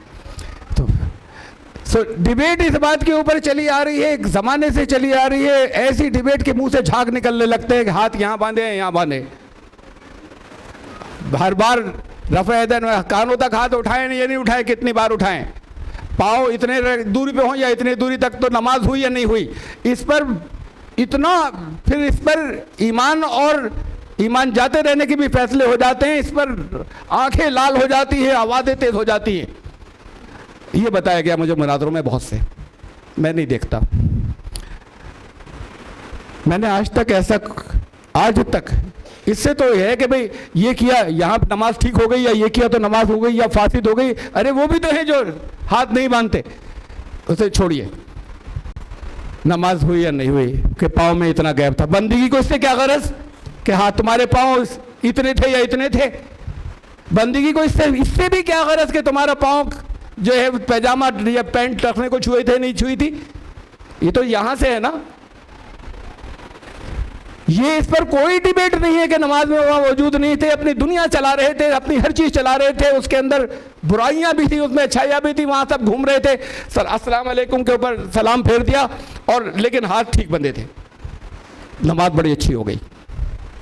तो ये आज तक मैंने इस पर डिबेट नहीं सुनी कि पूरी नमाज में ये तसव्वुर ही नहीं था कि ये क्या कहा जा रहा है, अल्लाह ने हमसे क्या कहा, वो यहाँ मौजूद है या नहीं, इसका कोई तसव्वुर नहीं था। बताइए नमाज हुई या नहीं हुई, मैंने कभी सुना ही नहीं कि इस पर कोई डिबेट हुई है। कुरान ने क्या कहा था, अक़ीम सलात, सलात कायम करो। कायम कहते हैं अरबी में जिसका सिलसिला न टूटे। अभी जैसे हम उस कायम का मतलब ये समझते हैं वक्त के ऊपर, ये उसका महदूद मफहूम है कि भाई वक्त पर अदा करना और पाबंदी करना तो कायम हो गई। कायम कहते हैं जैसे अल्लाह की ज़ात क़य्यूम, कायम है हमेशा से, जिसका सिलसिला टूटे ही नहीं कभी, असल कायम वो है। सलात कायम करना, कैसे सलात कायम हो असल, रसूलुल्लाह सल्लल्लाहु अलैहि वसल्लम ने कहा था, बताया था कि बंदगी ऐसे करना, बंदे को ये चाहिए कि अंताबुदुल्लाह का अन्ना का तराह, जैसे कि गोया के तुम उसे देख रहे हो अल्लाह को। बंदी बंदा जब उसके सामने किसी भी मनसक के अंदर, जैसे कि गोया कि तुम उसे देख रहे हो, देख रही हो। फिर फरमाया कि अगर न कर सको, इसका मतलब ये नहीं है तुम्हारे बस की बात, अभी यहाँ तक तो आना है, लेकिन नहीं इसलिए बस की बात कि जब देखने का तसव्वुर करोगे उसे, जो गैर मुजस्सम है, जो निराकार है, तो कोई ना कोई तो ह्यूला आएगा, कोई ना कोई तो बाउंड्रीज आएंगी, कोई ना कोई तो प्रोफाइल आएगा, चाहे आंख नाक कान ना हो। तो फिर वो तो बाउंड्री ह्यूला तो महदूद होता है, अगर कोई आ गया तो वो खुदा नहीं है। और फिर देखने का तसव्वुर करो, तो कैसे गैर मुजस्सम को देखने का तसव्वुर करेंगे, कुछ भी जहन में ना आए, और ये भी हो कि देख रहे हैं। क्या तुम अभी नहीं कर सकोगे, उसको यूँ कहा कि अगर ना कर सको तो फिर शुरू यहाँ से करना, वो बात की स्टेज है। फ़इन्नहु यराक, तसव्वुर तुम्हारा ये रहे कि वो है तुम्हारे यहाँ पे मौजूद, तुम्हें देख रहा है। यहाँ से शुरू करना, यहाँ से नमाज शुरू होनी थी, स्टार्ट होनी थी। ये तो ये हदीसें हैं मौजूद, ये उलमा जानते हैं, हमारे तो ये सारे दुनिया के आलिम जानते हैं। और ये नहीं बताया जा रहा, हमें अपने बच्चों को नहीं सिखाया जा रहा कि नमाज सुबहानक अल्लाहुम्मा से नहीं होती शुरू, नमाज यहाँ से शुरू होती है, हुजूरी की कैफियत से, और वो कैफियत बाकी रहनी चाहिए लगातार। उन नमाजों के लिए कहा था कि अगर 40 दिन तक ऐसी हो गई तो ईमान कामिल हो जाएगा। अब 40 दिन के चिल्ले पर जाते हैं। बताइए कितने लोगों के, आप जानते होंगे, मैं नहीं जानता, आप में से शायद कुछ लोग जानते हो कि कितनों के ईमान कामिल हो गए, जो एक नहीं 3-3 चिल्लों, जो 4-4 महीने के चिल्ले पर भी जाते, 4-4 महीने पे भी जाते हैं, और नमाज में बड़ी पाबंदी से अदा करते हैं। सब वक्त पर ईमान कामिल होता है या नहीं होता है? कहीं तो कोई कमी है किसी जगह। तो नमाज की रूह थी वो, हुजूरी का तसव्वुर, ये नमाज का जिस्म था। जब रूह निकल जाती है तो लाश होती है, डेड बॉडी, तो नमाज की डेड बॉडीज रह गई, नमाज की रूह निकल गई। और फिर फरमाया था ये बात, ये रसूलुल्लाह सल्लल्लाहु अलैहि वसल्लम ने दूसरे अल्फाज में, मसाजिदो मामरा व खराबम मिनल हुदा, इनकी मस्जिदें भर जाएंगी, भरती चली जाएंगी, हिदायत के खंडर होंगे। खराबम मिनल हुदा, वो हिदायत के खंडर होंगे और मस्जिदें भरती चली जाएंगी। वो रूह निकल गई, फिर नमाज की लाशें बची, इसलिए उससे जो चीज़ कही गई थी वो नहीं आएगी। इन्ना सलात तनहा अनिल फ़हशाइ वल मुनकर, नमाज ही हर बुराई से रोकती चली जाएगी। ये नहीं कि नमाज पढ़ते हो पाबंदी से तो अरे ये क्यों करते हो, ये रुको, नमाज रोक देगी। कितने लोगों की नमाज रोक रही है? कुरान प्रैग्मेटिक टेस्ट देता है हर जगह, पूरे जो भी करने को कहा हमेशा ये बताया इसका रिजल्ट क्या निकलेगा, चेक कर लो। हर चीज़ के लिए बताया, जो भी हुक्म दिया इसका रिजल्ट ये निकलेगा। रोज़े रखोगे तकवा पैदा हो जाएगा। आप जो बचपन से रखते चले आ रहे हैं, आप में काफ़ी उम्र वाले भी हैं, और वो भी है कि बहुत बड़ी अच्छी खासी उम्र हो गया, अगर 30-35 साल के भी है, 20-25 साल के भी जो बचपन से रख रहे हैं, ये बताइए तकवा सब में हो गया पैदा, नहीं हुआ? और अगर कहीं कमी है अभी इतने सालों में, 20 साल में या 30 साल में या 50 साल में भी अभी कमी है, और रखें, लगातार ही हैं, हमेशा रखें। तो ये तो एक वो दिया था ना नुस्खा अल हकीम ने, उसने बताया था ये हो जाएगा, ये आप ये प्रिस्क्रिप्शन है, ये हो जाएगा। आप किसी डॉक्टर के पास जाएं, दुनिया का सबसे बड़ा डॉक्टर हो, किसी बीमारी के साथ में कोई मरीज जाए, पेशेंट जाए, और वो कहे कि देखो 10-15 दिन में होगा ठीक, काफ़ी फर्क पड़ जाएगा, ये इस्तेमाल करो। 15 दिन नहीं, 20 दिन हो गए, और 2 महीने हो गए, 3 महीने हो गए, तो क्या उसी का इलाज किए जाएंगे, छोड़ेंगे? नहीं, बहुत बड़ा डॉक्टर इसी का करना भी फायदा नहीं हो रहा, होंगे बहुत बड़े हो, किसी चाहे सड़क छाप से फायदा हो जाए, इनसे तो नहीं हो रहा, तो छोड़ देंगे ना। इसे क्यों नहीं छोड़ते जब फायदा नहीं है? बताया था ये होगा और नहीं हुआ जिंदगी भर, तो क्यों किए जा रहे हैं? छोड़ना चाहिए। और अगर ये मालूम हो कि नहीं नुस्खा तो ठीक ही था, ये फाइनल हो जाएगा नहीं नुस्खा गलत नहीं हो सकता, ठीक था, तो फिर कहीं तरकीब इस्तेमाल गलत है, कहीं ना कहीं तो कमी है ना। नमाज पर मैं वापस आ रहा हूँ, रोज़ों की बात अलग बहुत लंबा हो जाएगा, मैं नमाज रोज़ा और सब चीज़ें समझाऊँ तो, कुर्बानी हज के क्या है वो और हमने क्या किया उसका। नमाज की एक मिसाल दे रहा हूँ कि जब शुरू में कोई बाइक चलाना सीखता है, शुरू के दिनों में उसे बताया जाता है कि कब क्लच दबाना, कब एक्सेलेटर देना, कब ब्रेक लगाना। कोई ये शुरू में इसको कहते हैं इल्म, नॉलेज। अब उसके बाद फिर अब शुरू करता है वो, तो बहुत कॉन्शियस माइंड से, शऊरी दिमाग से ये आ रहा है सामने क्या करना था, यहाँ पर ब्रेक लगाने थे या आगे से निकालना था या पीछे से, वो करके जाता है। वहाँ से इल्म अपने शऊरी दिमाग से लाता है, सोच कर करता है। थोड़े दिन बाद प्रैक्टिस हो जाती है। अब फर्राटे से चलाते हुए जा रहे हैं शहर में, बहुत तेज़, एक बच्चे ने सड़क क्रॉस की, दाएं से इधर से घुमा के निकाली या इधर से निकाली, सोच रहे थे अपने घर के बारे में, वहाँ दिमाग ही नहीं था, जहन ही नहीं था वहाँ पर सड़क पर, और बिल्कुल सही फैसले करते हुए चले गए। शायद याद ही नहीं हो के भी बचाया था किसी को, जिसको आप झुकाई देकर बचाते हुए निकल गए, शायद ये भी याद नहीं हो कोई, तो अगर रोक के आगे पूछें कि यार तो नहीं ख्याल होगा, घर के बारे में सोच रहे थे। ये कैसे हो गया? ये ऐसे हुआ कि जब प्रैक्टिस होती, जिसे रियाज कहते हैं, अगर प्रैक्टिस कोई करते चला जाए तो उस प्रैक्टिस के इन्यूमरेबल मुख्तलिफ सिचुएशंस के सॉल्यूशंस, हल बहुत होते हैं। वो अगर ये हो तो ये, अगर ये हो वो, प्रैक्टिस के बाद दिमाग के एक ऐसी डिस्क में, एक डिस्क यहाँ, एक डिस्क और है, उसे सबकॉन्शियस माइंड कहते हैं, तहत शऊर, वो वहाँ स्टोर होते हैं उस डिस्क के अंदर जाके, जिसका हमें पता नहीं होता। फिर इमरजेंसी सिचुएशन में वहाँ से ऑर्डर आता है यूँ जाओ, और शऊरी दिमाग घर पर था, घर के बारे में सोचा तो वहाँ से ऑर्डर आया ऐसे करके जाना, इसलिए कि वो प्रैक्टिस हो चुकी थी, वो प्रैक्टिस वहाँ स्टोर थी, वहाँ से डायरेक्ट जवाब आता है, इंसान को पता नहीं चलता और वो सही करता चला जाता है। ये होता है रियाज से। अगर नमाजें सारी ऐसी होती शुरू से आखिर तक, जहाँ पर हुजूरी का तसव्वुर होता कि इस वक्त इतने बड़े मालिक के सामने हूँ कायनात के, मैं जो ज़मीन आसमान क्या, इनसे सातों किस्से, इन सब से, और इनकी वसअतें कितनी है, ये तो मैं बयान करूँ तो 1 घंटा में इसी को बयान करूँ आपको, क्योंकि मेरा साइंस मेरा सब्जेक्ट रहा है। तो बहरहाल वो इतना बड़ा, वो यहाँ है, मुझे देख रहा है, मेरे साथ है। ये तसव्वुर ये फजर में हुआ, ये ज़ोहर में हुआ, असर में, फिर उसके बाद दिन में 5 मरतबा, बहुत दिन में 5 मरतबा भी, कई रकातें हुई, सब यही चलता रहा। उसके बाद अगले दिन फिर, उसके बाद अगले दिन फिर, ये इसके लिए बताया कि ये एवरेज 40 दिन के अंदर ये प्रैक्टिस हो जाएगी, रियाज पूरा हो जाएगा औसतन, तो ईमान कामिल होगा। फिर वो सबकॉन्शियस माइंड में ये चीज़ बैठ जाएगी कि खुदा तुम्हारे साथ है, वो देख रहा है, इसे कहते हैं साथ लेना। तो फिर रसूलुल्लाह सल्लल्लाहु अलैहि वसल्लम ने कहा मोमिन का हर काम इबादत बन जाता है, उसका खाना इबादत, उसका पीना इबादत, उसका बच्चों को प्यार इबादत, शौहर और बीवी का एक दूसरे के हुकूक अदा करना इबादत, उसका मुस्कुराना इबादत। सब बहुत खुश हैं कि हाँ ये तो हमसे तो इबादतें हो रही हैं। जब इस कंडीशन के अंदर कि जो हर वक्त साथ में मौजूद है, कि वो देख रहा है, वो है, तो फिर जो भी अमल होगा वो इबादत हो जाएगा। इस स्टेट के अंदर इसे कहते हैं सलात का कैफियत है, सलात का क़याम।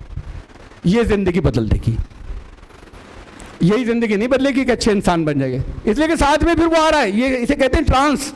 ये ट्रांस की कैफियत हुई अगर सबसे कट जाएं, ये था मतलब सबसे कट जाएं, ये थी नियत इन्नी वजह तो वजह फतह समावत हनीफा मुश्किल, असल नियत तो ये थी, ये थोड़ी थी कि नियत करता हूँ 2 रकात नमाज की, वो तो कर रहे हैं, ये तो खुद होती है दिल के अंदर, पहले ही से होती है कि 2 रकात पढ़नी है। अगर फजर है 4 थोड़ी पढ़ डालेंगे, जोहर का वक्त थोड़ी, जोहर की थोड़ी पढ़ लेंगे।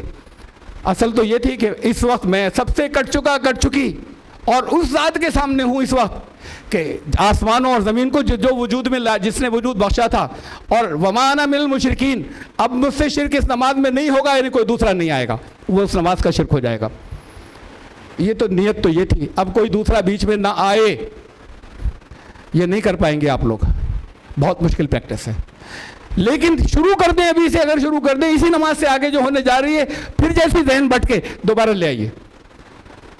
मैं सिखाता हूँ मेडिटेशन, तो उसके अंदर ये उसका उसूल है, बहुत दिनों में होता है, जल्दी नहीं होता, फिर भटके फिर वापस लाइए, लेकिन लाइए बार बार, थोड़े दिनों बाद रहेगा बाकी। ऐसी नमाजें हों 40 दिन।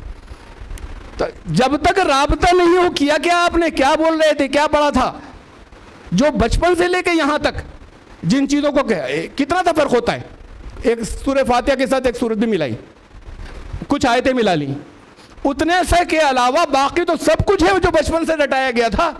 सुबहाना से लेकर अस्सलाम वालेकुम रहमतुल्लाह तक, और तैयात है, और दुरूद है, वो सलात व सलाम है, और अल्लाह अकबर है, समीअल्लाहु लिमन हमिदा, ये तो सब बचपन से है ना। पूछिए कितने लोगों को तर्जुमा याद है, खाली तर्जुमा जो दीनी उसके अंदर माहौल में, घर में बहुत ज़्यादा दीनी घर है, वहाँ बता दिया गया, वहाँ पढ़ा दिया गया, उसके अलावा सब गायब। जो बचपन से दिखाया, यार नहीं पता क्या कह रहे हैं, उन्हें नहीं मालूम क्या कह रहे हैं, वो याद है।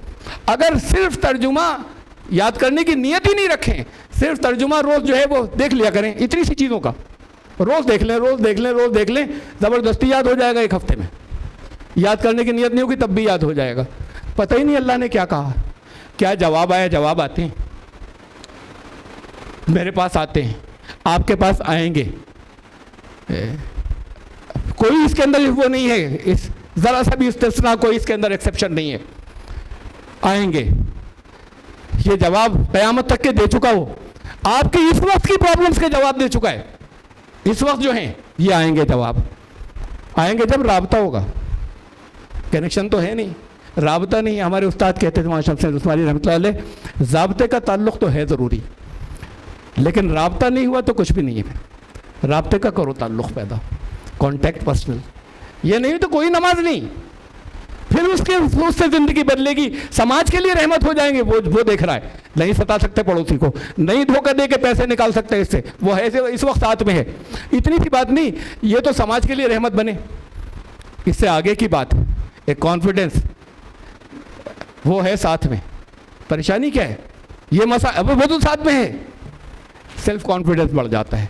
जब सेल्फ कॉन्फिडेंस बढ़ता है तो क्रिएटिविटी बढ़ती है, क्रिएटिविटी बढ़ती है तो चीज़ें याद ज़्यादा होती हैं, चीज़ें की बारीकियाँ ज़्यादा समझ में आती हैं, इंसान खालिक बनता है। इंसान, बुरा लगा होगा ना सुन के, बहुत से लोगों को इंसान खालिक बन जाता है। खालिक और राज़िक बनना होगा आपको। शिर्क बोल रहा हूँ मैं,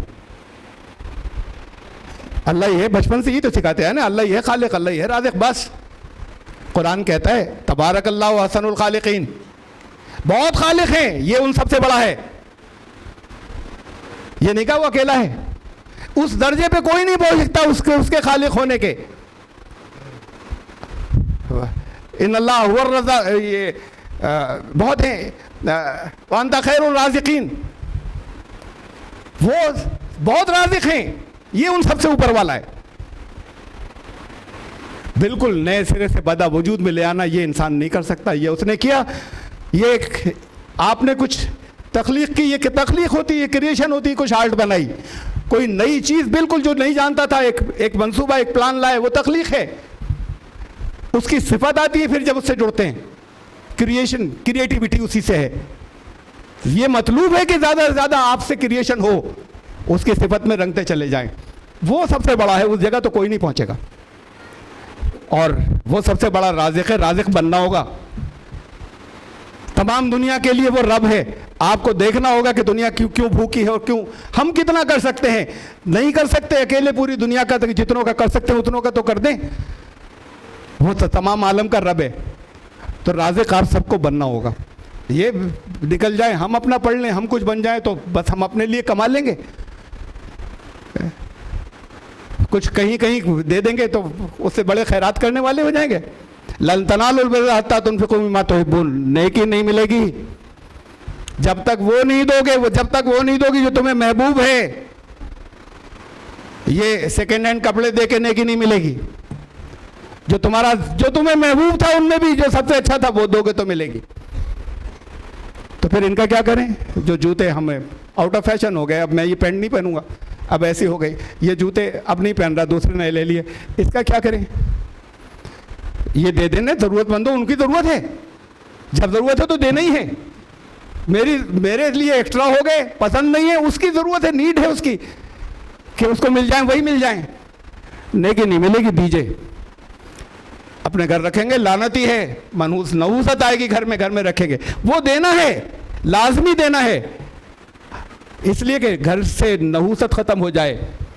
ये रखे हुए अलमारी भरी हुई, जिसे कभी छुआ ही नहीं, कभी पहने ही नहीं, और भरी हुई है, देते नहीं। ये ज़रा बात के बच्चों के काम आएंगे, तो फिर फटा पुराना ही काम आएगा तुम्हारे बच्चों के। और ये दोगे तो अल्लाह बहुत नए देगा। ये बताया था, ये कुरान ने बताया था, करो खर्च। तुम नहीं जानते हिकमत की बात ये कि इसमें बरकत होगी। सारी फिलॉसफी तो वो है जो हमारे पास आ गई, वो हम नहीं, यहाँ पे मैं आपको रोज़े हज इन चीज़ों के बारे में नहीं बता रहा कि क्या असल हकीकत है, तो हम उन पे आ गए, वही कर्मकांड जिसे वो कहते हैं, मजहबी रसूमात जिनका कोई फ़ायदा नहीं हो रहा। हाँ, वो ये कह ली इसलिए कर लिए कि भाई गुनाह से बच जाएंगे, नहीं हमने तो 5 वक्त की पूरी नमाज़ पढ़ ली, कोई कर्जा उतार दिया, नमाज है तो नमाज की तरह हो जाए, यहाँ से शुरू कर दीजिए, बच्चों को यहाँ से सिखाइए। ये बच्चे होंगे जो ज़िंदगी में कामयाब होंगे, यहाँ पर तकवा स्कूल में सिखवाइए। ये बच्चे होंगे जो एक्सेल करेंगे। ये बेहतरीन, ये यहाँ पर सारी चीज़ों का हल आया, इसलिए कि मैंने उन चीज़ों को मैंने मैनेजमेंट के अंदर कुरान से दिया है। मैंने मेडिकल साइंस को कुरान से वो चीज़ें दी हैं जो वो देखते थे, वो कहते थे कि नहीं आपको बुलाना है हमें। मैंने तो नहीं पढ़ी वो, मैंने बहुत नावल पढ़े अब बचपन में, बड़े होकर बहुत शौक़ था। इब्न सफ़ी तो बहुत ही पसंद थे, सब ख़त्म कर लिए। एक दफ़ा एक इंग्लिश का नावल जेम्स हेडली चेस का मिल गया, उसे पढ़ा, देखा अरे ये तो बात ही कुछ और है, मतलब ये क्या मैं आज तक पढ़ता रहा था, ये है डिटेक्टिव जासूसी नावल, वो मिल गया चेस, अब सारे पढ़ लिए, कोई नहीं बचा जितने लिखे थे उन्होंने। फिर एक दफ़ा फ्रेडरिक फॉर्सिथ का एक मिल गया, तो उसके बाद फिर ख्याल आया कि ये अब तक क्या कर रहा था मैं, ये तो बिल्कुल बोगस है। उसके आगे वो उनके जो उन्होंने कम लिखे हैं लेकिन इतने मोटे हैं, वो सब पढ़ लिए। फिर और आगे एक दफ़ा रॉबर्ट लुटलम का मिला, देखा कि ये क्या हकीकत के अंदर, ये तो कमाल कर दिया, क्या चीज़ें, हम ये तो कहाँ टाइम वेस्ट कर रहे थे।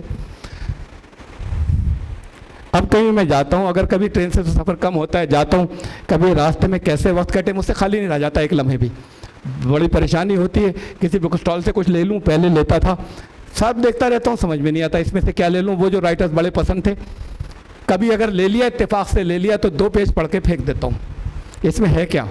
जब से कुरान को पढ़ना शुरू किया, कुरान इंटरेस्टिंग बुक है, इससे ज़्यादा इंटरेस्टिंग बुक दुनिया में कोई दूसरी नहीं है। ये मजबूरी नहीं, ये इसको इससे पढ़िए कि ये आपकी दुनिया इसके अंदर है। और फिर वाकई नहीं समझ में आता कि कहाँ ज़िंदगी बर्बाद कर रहे थे, किस जगह कर रहे थे। इसने दिया ऑनर, जहाँ जहाँ मुझे दिया और इज्जत दी है, तो इसे कहते हैं मुस्तकबिल।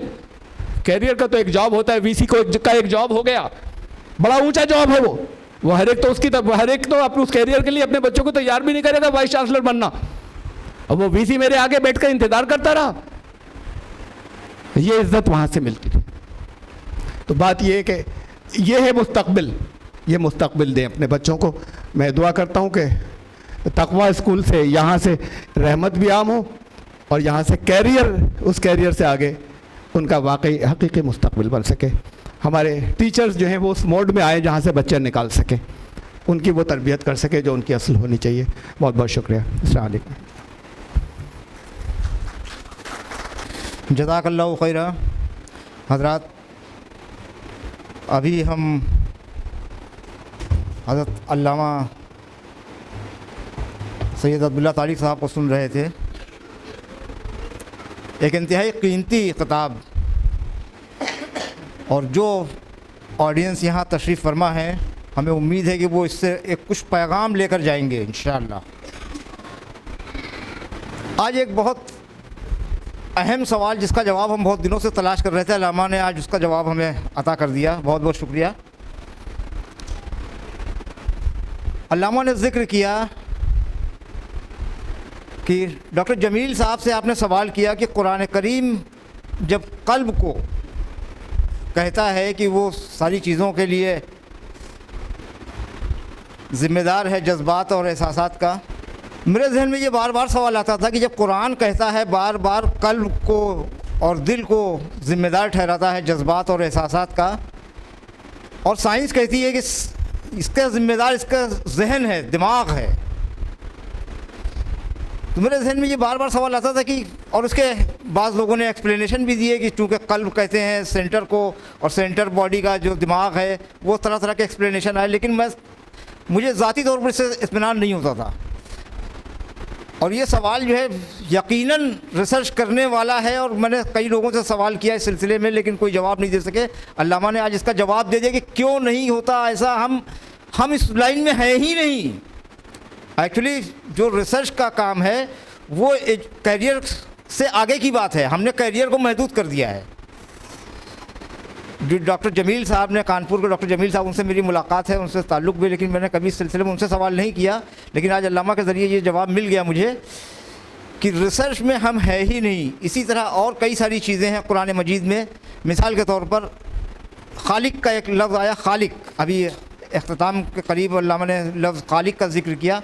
कुरान मजीद जब बात करता है तो अल्लाह ताला के लिए 3 अल्फाज इस्तेमाल करता है, अल्लाहु खालिकुस समावाति वल अर्ज़, अल्लाहु फातिरुस समावाति वल अर्ज़, अल्लाहु बदीउस समावाति वल अर्ज़। और तीनों का तर्जुमा हमें जब हम उर्दू में या अंग्रेज़ी में पढ़ते हैं या हिंदी में पढ़ते हैं तो अल्लाह ताला क्रिएटर या तख्लीक करने वाला, बनाने वाला है ज़मीन और आसमान का। अब ये कुरान अगर 3 मुख्तलिफ़ लफ्ज़ इस्तेमाल करता है तो उसका 3 मुख्तलिफ़ माने हैं, वो यूँ ही नहीं है, उसके पीछे कुछ न कुछ वजह है, वरना एक लफ्ज़ काफ़ी था। खालिक का मतलब होता है तख्लीक करना, किसी चीज़ को, एक प्रेजेंट किसी चीज़ से, मटेरियल से दूसरी कोई चीज़ तैयार कर देना, एक अवेलेबल मटेरियल से कोई दूसरी चीज़ तैयार कर देना। यानी अल्लाह ताला जो खालिकुस समावाति वल अर्ज़ है, उसने ज़मीन की तख्लीक की और आसमान की तख्लीक की। एक गैसवस मास था, साइंस हमें ये बताती है, एक प्राइमरी नेबुला गैसवस मास था जिसमें एक बड़ा ब्लास्ट हुआ और फिर ये सारी कायनात वजूद में आई। अल्लाहु फातिरुस समावाति वल अर्ज़ जब कुरान कहता है तो ये बिग बैंग के ज़रिए ये ज़मीन और आसमान वजूद में आई। लेकिन जब कहता है अल्लाहु बदीउस समावाति वल अर्ज़, तो बदी जो लफ्ज़ है वो निकलता है अदम वजूद से वजूद में लाना। किसी चीज़ को, जब किसी चीज़ का वजूद ना हो, कोई चीज़ ना मौजूद हो, अदम वजूद से वजूद में लाना। तो कुरान हमें ये इंडिकेट कर रहा है कि ये ज़मीन और आसमान जो बने जिस गैसवस मास से या प्राइमरी नेबुला जिसे साइंस कहती है, उससे पहले कुछ भी नहीं था। तो ये अज़्म वजूद से वजूद में कैसे आया, ये आज भी साइंस के लिए चैलेंज है। लेकिन क्या हमारे लोग इस पर रिसर्च कर रहे हैं, क्या हम इस पर काम कर रहे हैं? इसी तरह बहुत मुख्तसर में बाद में अल्लामा के ख़िताब के बाद मेरा कुछ कहना सूरज को चिराग दिखाने के मुतरादिफ है। बस मुख्तसर में आपसे गुफ्तगू कर रहा हूँ, अज़ान भी हो गई है। ग़ालिबन सूरह निसा में आता है कि हमने तुम्हारे गलों में तुम्हारे नामे अमाल लटका दिए हैं। क्या कोई कुरान मजीद जो है सिर्फ यूं ही कह रहा है? क्या कोई ग्लाइड, कोई ऐसे चिप हमारे गले में लगी हुई है जो हमारे सारे एक्शंस रिकॉर्ड कर रही है? क्या मेडिकल साइंस ने इस पर, और जितने आज एडवांस साइंस हैं, इसमें कुछ रिसर्च हुए और हो रहे हैं? नहीं हो रहे हैं। हमें रिसर्च की ज़रूरत है। बहुत मुख्तसर में मैं बात अपनी ख़त्म कर रहा हूँ। तो एक चीज़ और बहुत अहम जो है वो है, इंसान जहाँ रहता है, जिस सराउंडिंग में रहता है, उसके अतराफ़ में जो लोग हुए हैं वो बहुत कीमती और बहुत अहम होते हैं। पड़ोसी की अहमियत को अल्लाह के रसूल सल्लल्लाहु अलैहि वसल्लम ने फरमाया कि पड़ोसी का हक़ इतना है कि अल्लाह ताला, जिब्रील अलैहिस्सलाम मुझे इतनी तलक़ीन करते रहे पड़ोसी के हुकूक़ के बारे में कि मुझे ये गुमान होने लगा कि ये कहीं इसमें मुझे पड़ोसी को जायदाद में या मीरास में हक़दार न ठहरा दें। तो हमारे पड़ोस में हमारे 2 बहुत कीमती पड़ोसी यहाँ तशरीफ़ फरमा है। पहले नाम है मोहतरम सिराज अहमद ख़ान साहब का। सिराज अहमद ख़ान साहब हमारे पड़ोस में, आप डिप्टी एसपी के ओहदे से रिटायर हुए हैं। तक़वा इस्लामिक स्कूल की इंतहाई सूरत में मदद करते रहते हैं, जो आपसे बन पड़ता है, जिस तरह से बन पड़ता है, खैर ख्वाह हैं हमारे। तो मैं हज़रत अल्लामा अब्दुल्ला तारिक साहब से दरख्वास्त करता हूँ कि हमारे पड़ोसी जनाब सिराज अहमद ख़ान साहब को स्कूल की तरफ से एक तहज़ियतनामा पेश करना चाहते हैं। अब्दुल्ला तारिक साहब अपने दस्त मुबारक से उन्हें तहनीतनामा पेश करें। सिराज अहमद खान साहब से दरख्वास्त है कि आप इस डायस पर तशरीफ़ लाएँ। मोहतरम सिराज अहमद खान साहब।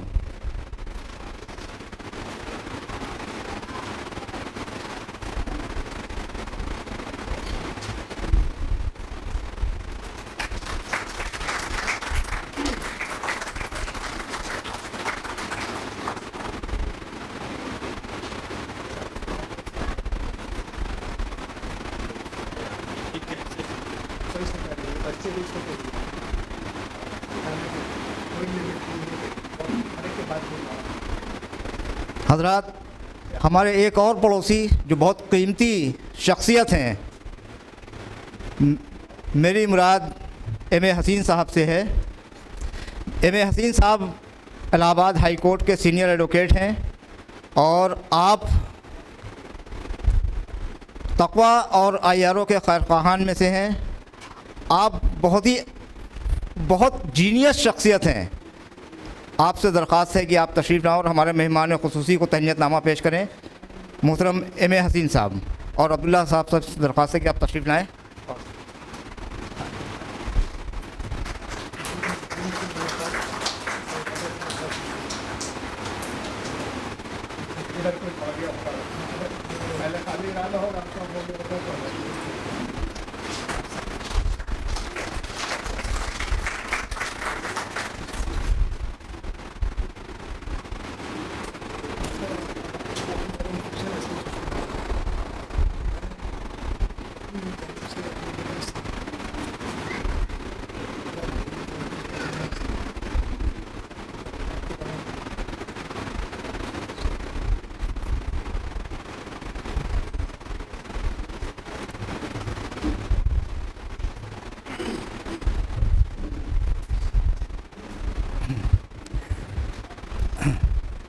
जज़ाकल्लाहु खैरा।